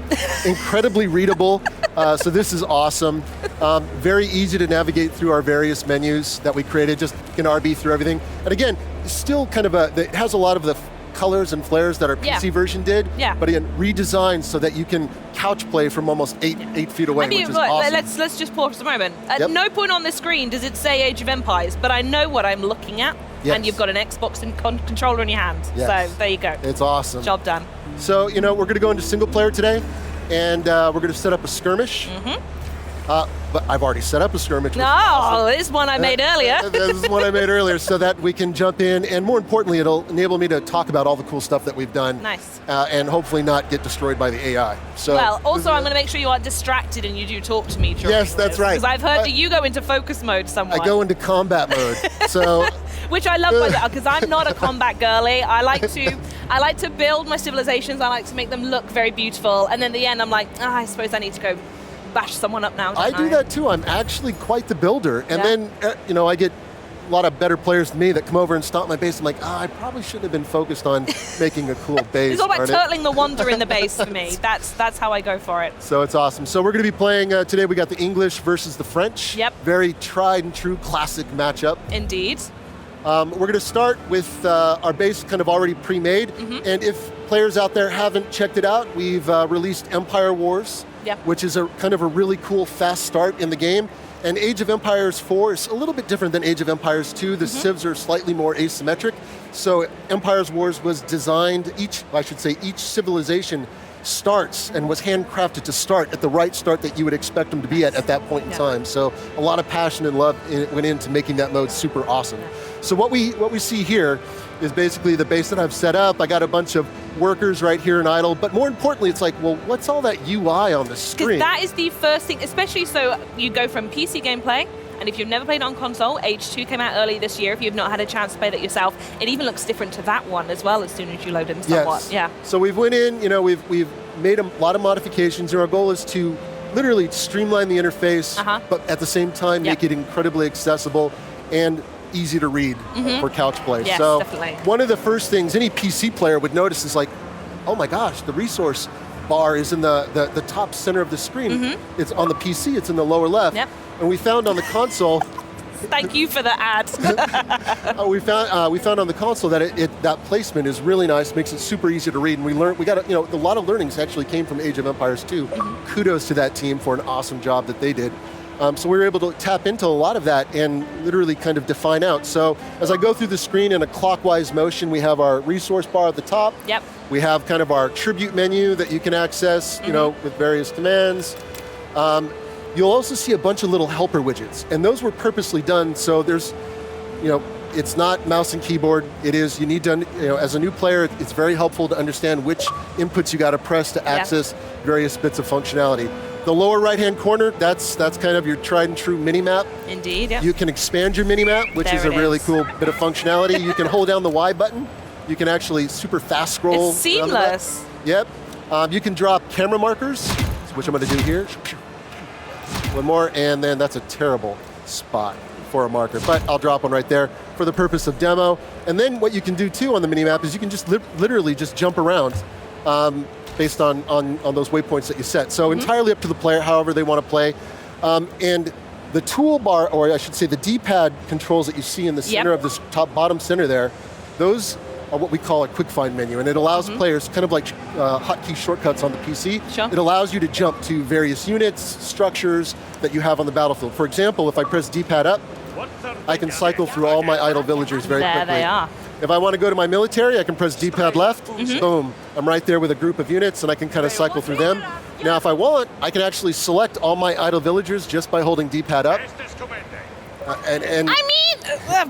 Right, you've thought this through, haven't you? It makes it super simple. In fact, if we can for a moment, I just want to pause the game. We're going to cut away from the gameplay very quickly. Chat's probably going to know why. And I want to ask you a little bit about what work you've done in the background to try and get it to like the testing phase. And we even heard in that Vidoc just then that I think it's yourself or maybe a lot of other people are really, really excited about playing on a controller now. Yeah, so we've spent, I should say, both teams, Age of Empires 2 and 4, we spent many, many months and thousands of hours basically hammering away. We methodically went through the keyboard and mouse inputs and essentially broke them down, figured out how all of that would map and translate to the controller. And then once we got it all done on paper, after many months, we started prototyping, we started iterating, we started playing what worked, what didn't work, started throwing things out, bringing stuff back. So it was just a constant phase of development where we were just trying and experimenting until we landed on what you see here today.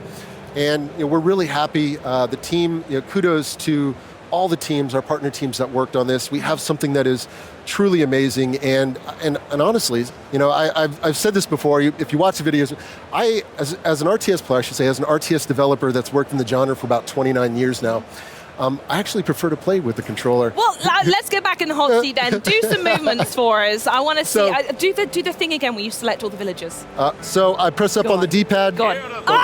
Oh, there we go. Which is super awesome. If you think about it, it's like so good. And that's what I love about the controller is everything. Everything on the D-pad is at your fingertips. It's you no longer have two input devices. Everything's been focused down to one. And we've gone in, we've intelligently designed the controller in such a way that it just makes everything feel really intuitive, natural. Yeah. And why I say that is because that carries through across both products, Age 2 and Age 4. So if you're an Age 2 player and you're like, I'm going to go download Age 4 right now. Which you should, if you haven't, by the way. Absolutely. You're going to be able to pick up the controller and start playing right away, and you're going to feel right at home. You're going to be like, oh my gosh, I can play this without having to relearn it. No, that was intentionally done because this blueprint that we have was designed so not only in the present is it awesome, but we can also carry it forward into the future with other iterations. So I got am I getting attacked by the AI? Look at that, I'm talking. Here we are chatting and you're under fire. Yeah, so what I want to show off are a couple cool innovations. Go on. These are absolutely critical to players out there. The first one is called the Villager Priority System, and this is key. I love this system with a passion, and I got to say, this is actually a new innovative feature for the genre as a whole. I was saying to our creative director, I'm like, how did we not think of this 10 years ago? and we laugh about it. But that's how cool of a feature it really is. So how it works is you essentially bring up this really cool radial. You hold down the left trigger, press an RS, and it brings up this radial. And this radial has a bunch of different presets that are broken up into various kind of like pie chart-like fashions.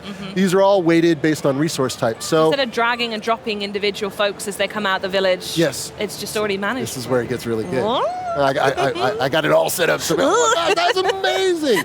So we're gonna focus in on this economic one, but if you can use these presets. They were designed by our pro players on our team. We have some basic ones that if you're like me, you can just kind of set it and go. Yep. But depending on phase of gameplay, you can actually shift in and out of You can presets amend, based on if I need more gold, need more Well, stone. that's end game is when you need more gold. You don't really need it at start, yeah. And you can pivot your villagers accordingly, and this governance system will take care of all that for you. Now, of course, if you're super pro, you can go in. Which we are. Yeah. We are. You can go in and customize your own VPS settings. Okay. So you have a custom setting for the pro players, or your average, individuals like myself, or your presets, which are more geared towards me. And let me show everybody how this works, because this is awesome. So I'm going to select the economic preset down here, very basic, straightforward. Click a button, and you watch all those idle villagers. Off they go. They're put to work. There you and let go. me show you an amazing pairing. So you take the villager priority system and you combine it with a new feature that we added to Age of Empires 4 on the Xbox, which is auto-train villagers on your TC. So now you get auto-train villagers going, and essentially you'll be booming in no You're time. just showing off now. And it's awesome. So these features, made perfect sense to pair these two. Yeah. And anybody out there, try it out. You're gonna love it. Once you can't go back. I was playing the PC the other day, and we're working on PC, iterating and changing things. I'm like, I had so much wood. I'm like, why are my villagers collecting wood? I'm like, oh gosh, I forgot. I'm on the PC, not the console, and you got to manually go in and manage. But people, players love that level of micro. So we want to make sure that we give player the agency to do either or. This system really helps bolster the console experience. So.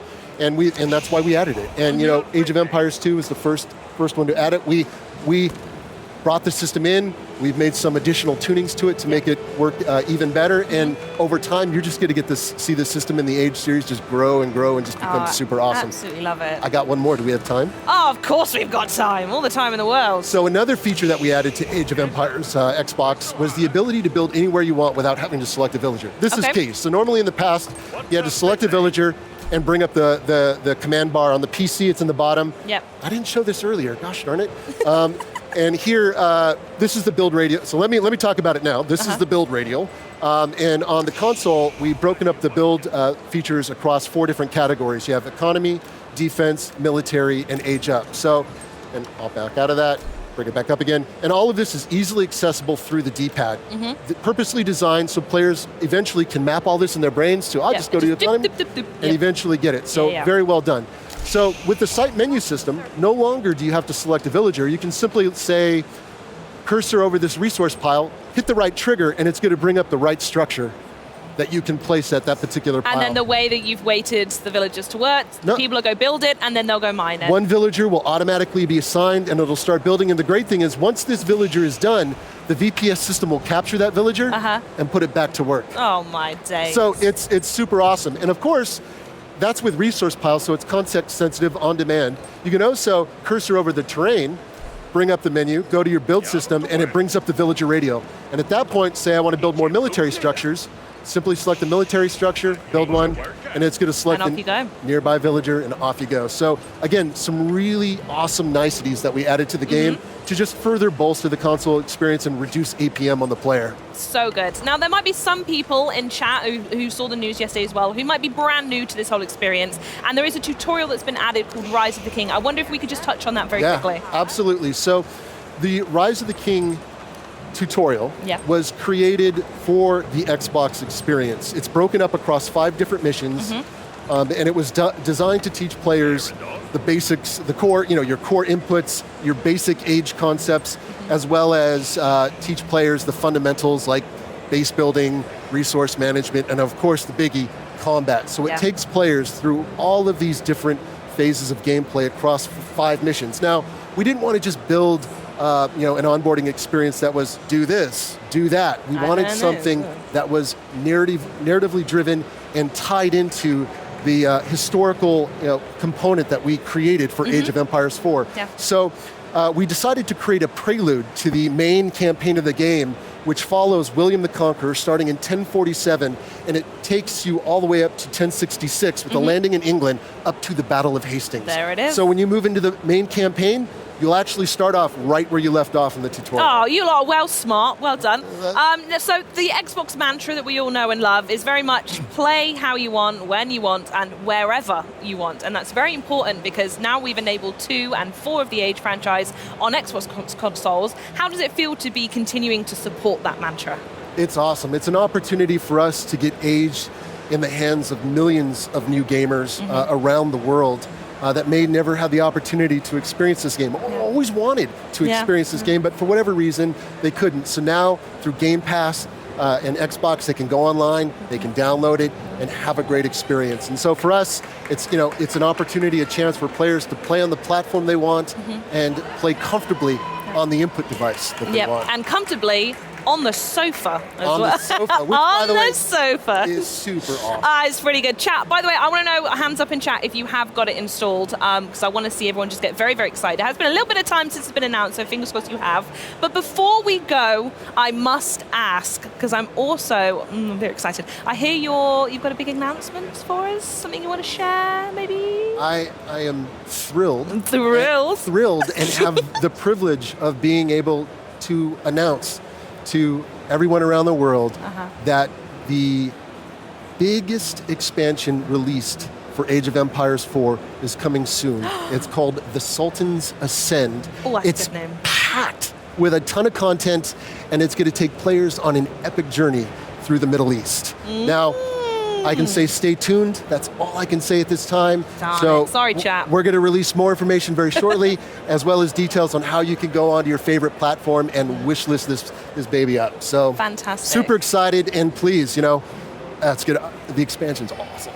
I cannot wait to see more. Cannot wait to hear more. Chris, I also want to know when you go home and continue the skirmish, I want to hear how the fight goes when you do it, all right? Probably going to go terribly. Nah, I believe in you. Well, thanks again for joining us. And chat, please do not forget, you can play Age of Empires 4 Anniversary Edition on Xbox right now. You didn't think I'd be saying that a few days ago with Xbox Game Pass, as well as PC Game Pass if you haven't tried it out yet. Coming up next, I'm going to be chatting with the big man himself, Phil Spencer, so get mega excited. But first, it made a splash on Opening Night Live, so let's check it out right now. This is the latest from Starfield.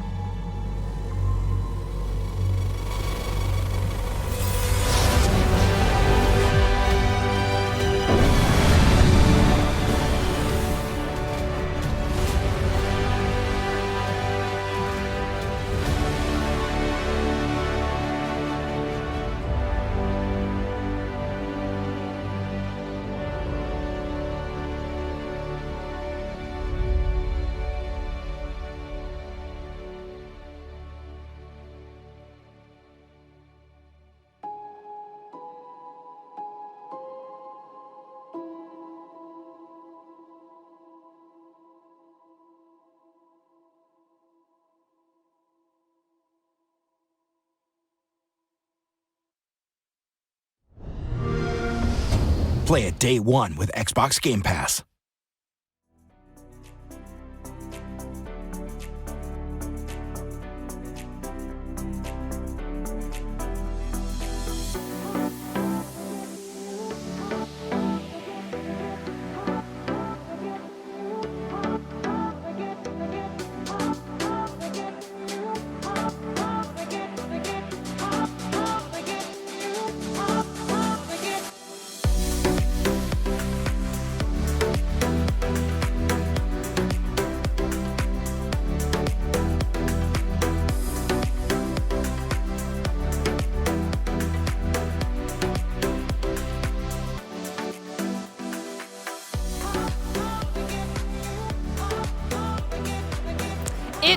my distinct pleasure to welcome CEO of Microsoft Gaming, Mr. Phil Spencer, to the stage. How are you, my dear? I'm well. How are you? It's good to be here. I am so good. How's your first day of Gamescom? I mean, it's been exciting. I've had a walk around. I've looked at some things, but I've mostly just been sitting here talking Diablo and Age, and now to you. So it's like I saw the Age. Yeah, demo. it's Looked kind of like a awesome. 10 out of 10. Who was day. out here for Diablo? Diablo, it was Rod and Chris. We're out here. Roderick was here. Roderick indeed. Yeah, good. Good. Yeah, good vibes. I want to start by saying that the last time we were together, we were sat in the Bethesda London office planning to steal loads of stuff because we're loads of cool Are we stuff saying behind planning us. because we don't want Planning, people to know that we yes, did? Exactly. Well, you've said it now, so I was protecting us. I still have my stuff.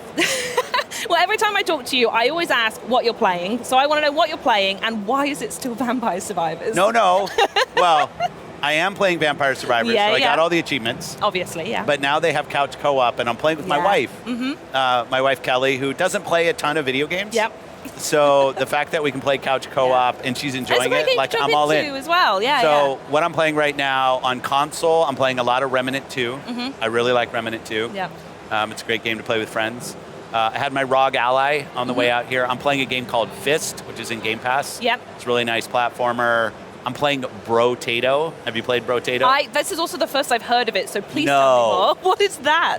So Brotato's not on Xbox. Okay. I'll say yet, but I don't have any. Well, it would be great to get on Xbox. It's a Steam game. It's kind of like, let's say it's inspired by Vampire Survivors. Oh, I see. But you play as a You potato. have a type. Yes, yeah, I'm very simple. Yeah. I have a small brain. So one stick, move around. But it's a fun game. So I'm playing some Brotato. I just finished, what did I just finish last? Bramble. Have you played this game? No, I've had it recommended a bunch though. Yeah, it's because it's a nice short playthrough, isn't it? As well? But it's kind of a demented game. Like A it starts off game. demented, yeah.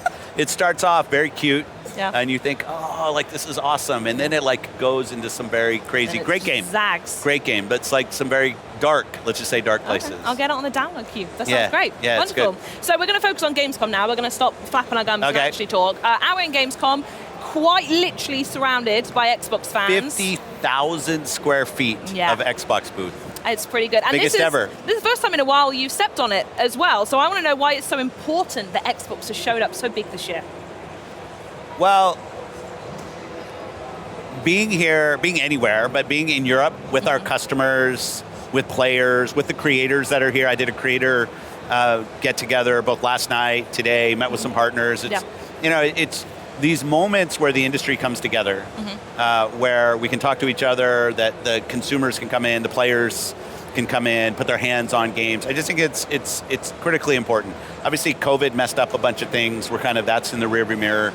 So when we had the opportunity this year to go big at Gamescom, we said, let's go. The other thing that's awesome in the booth is how much third-party support that's here, right? Yeah. Like Ed Boon's games here, Mortal Kombat's here. We have the DLC for Cyberpunk's here. Like it's just awesome to see how many of our partners, Rod's games here, Diablo, how many of the third-party support on the floor. It's an important thing for us as a platform. And it's just nice to get reconnected back with the community here. Yeah.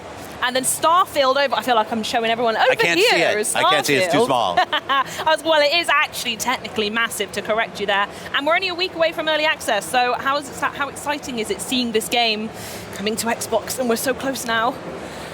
Yeah, we've been working on it for a long time. I've known about it for even before we acquired ZeniMax. So it's been great to see Todd and the team work more closely with them than we ever have on any game.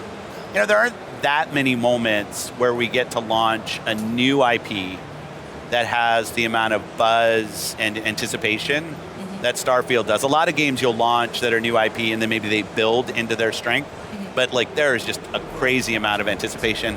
And the thing that I love is the confidence that the team has right now, like putting out review codes 2 weeks before launch, because it's a big game. And I'll be the first to admit, the first 3 to 4 hours are a little bit hunt and peck, figure out like, well, what am I actually doing? Then you get on a side quest or something and like the game just like blows up in terms of its epic scale. So I love the fact that the team is so confident in giving reviewers time with the game before they're actually reviewing or just talking about what they think of the game. Yeah, and just behind that, in the rearview mirror, if you will, kind of, I think that's how it works. Forza Motorsport's over there, and that's out not too long after Starfield, is it? That's right. That's October. I got We did a take home 2 weeks ago where we got the kind of the opening of the game. Looks fantastic. I'm a huge motorsport fan. Yep.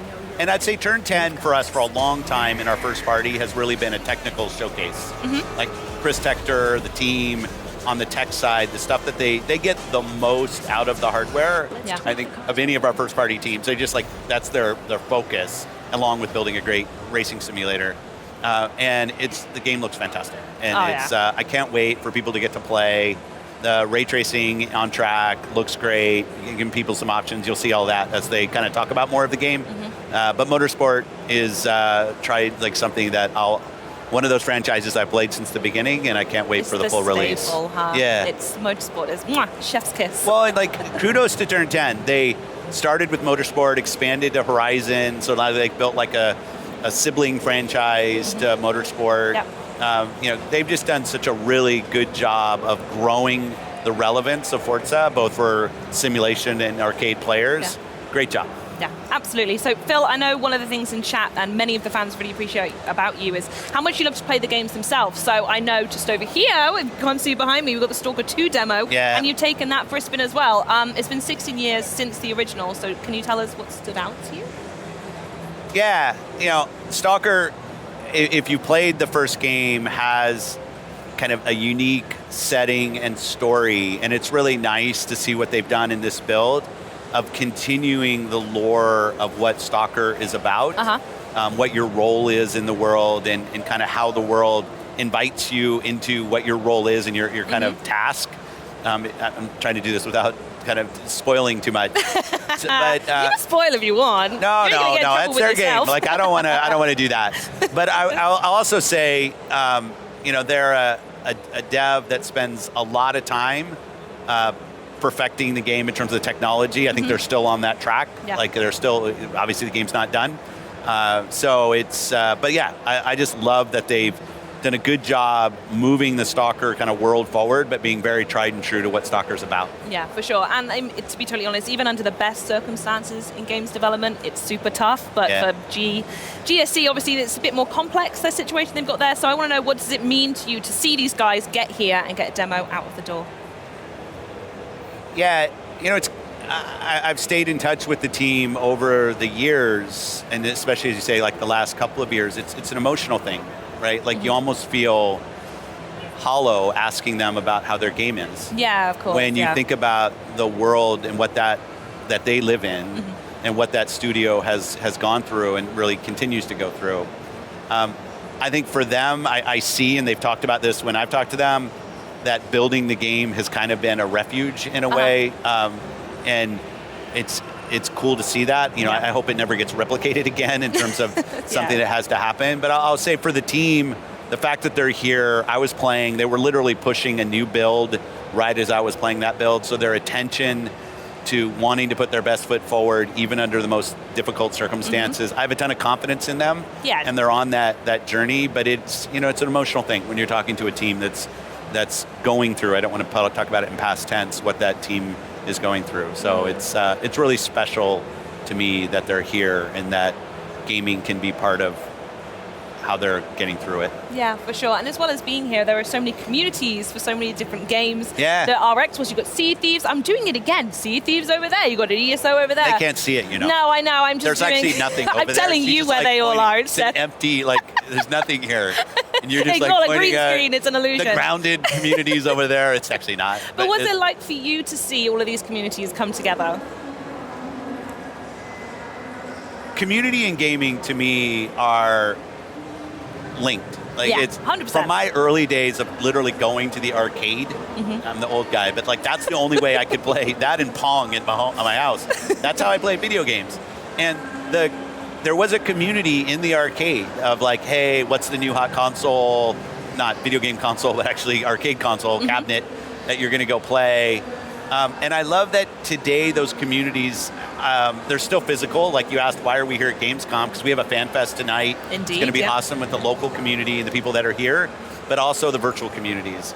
And I think it's one of the unique things in video games, that video games can connect people across geographies, across races, religions. Like, it is just a connector of people.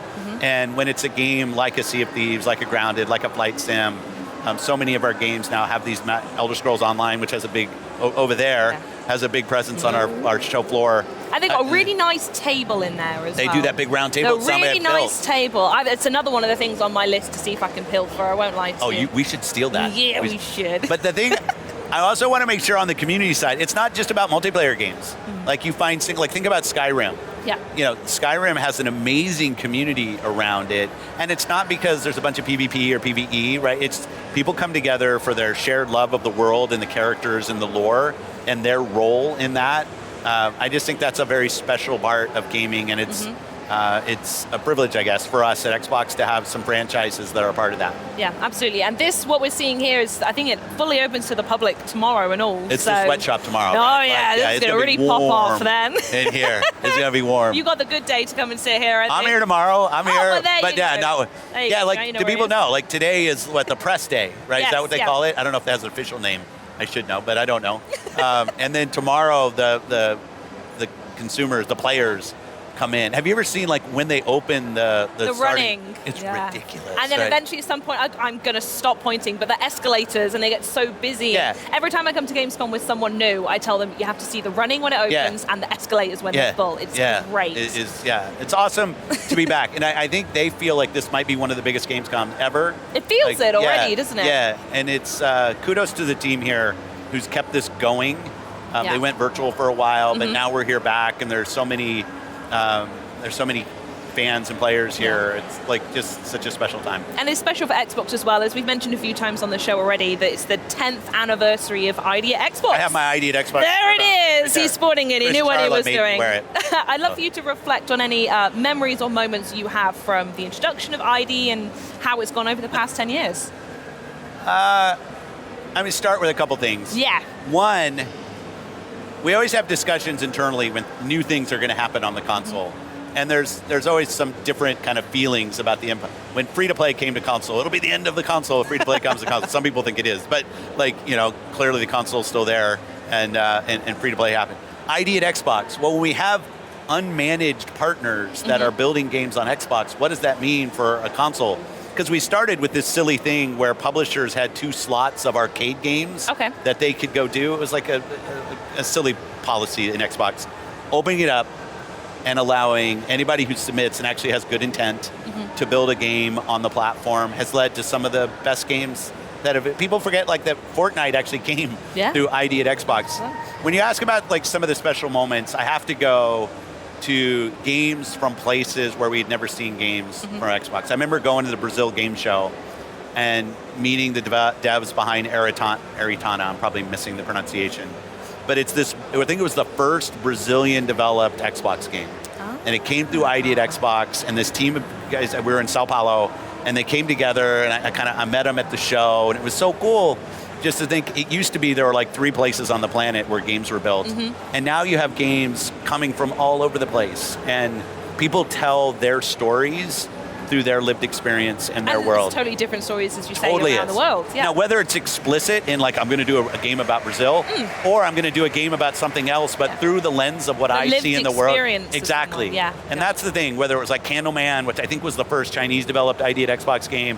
I always love when we're finding new ID at Xbox games from new places and new partners, and I just think that's if we're going to find new players, we're going to have more creative, and the mix of those two things, ID has been fundamental. And 10 years ago, announced at Gamescom. 10 years. Yeah. Wowzers. That's how old I am.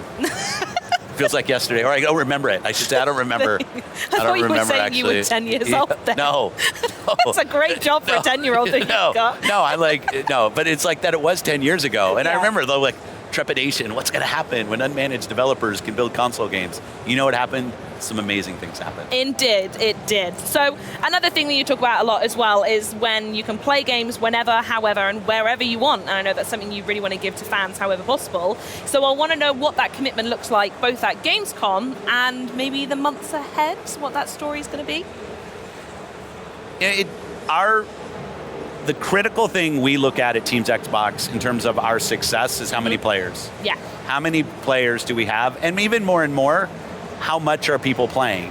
Like, do we have a platform that has games for kind of all days of all hours of the day? Sometimes you're playing with your family, and what can I do? Sometimes it's just me time, and I want to go do things. And how many players show up? We look at our monthly active players, our daily active players, and when I say on Xbox there, whether you're playing on the cloud and you're streaming to a device that we don't know anything about, whether you're playing on a PC, and as Microsoft, we know something about the PC, or you're playing on one of our consoles.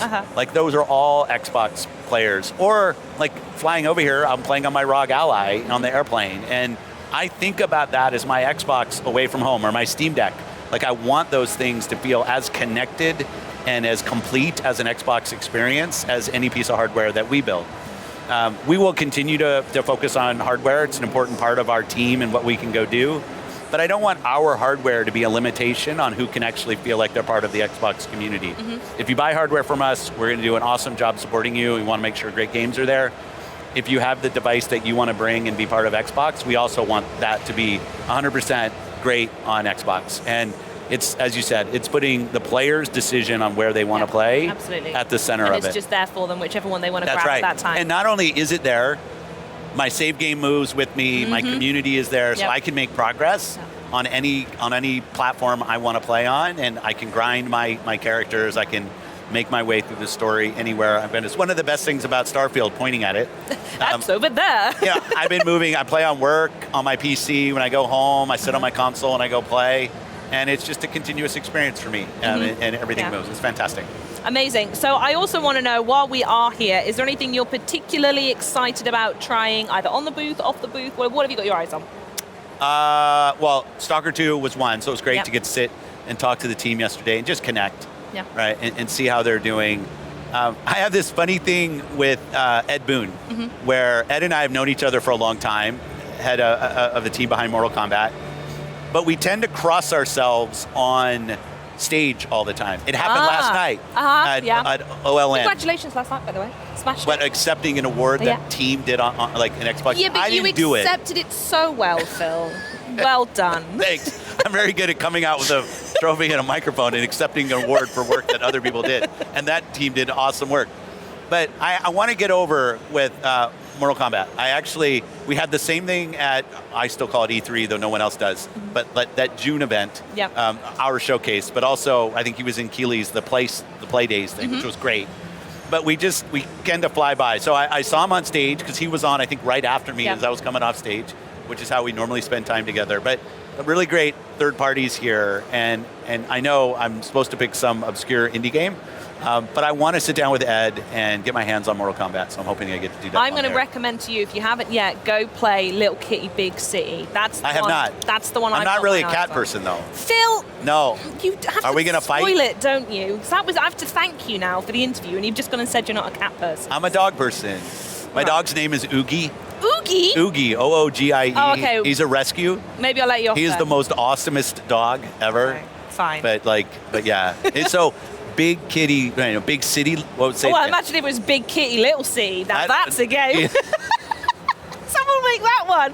Well, Phil, we got to wrap there. You're absolutely fantastic as always. Thank you for joining us. You are. No, you are. Enjoy the rest of your show. Thank you. Don't steal too much stuff, and I'm sure we'll speak to you soon. But now it's over to Benny and Maxi to close out the end of the show. That is day one of our Xbox Gamescom coverage in the books, but don't worry, we're just getting started.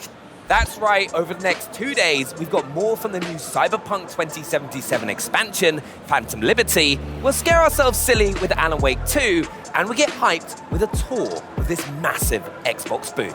And then day 3, we sail the high seas with Sea of Thieves. We're going to party with party animals and check out City Skylines 2 from high above Cologne, this city. All that and so much more, so join us right back here tomorrow and Friday. Until then, happy gaming. See you then. Macht's gut. Ciao. Bye.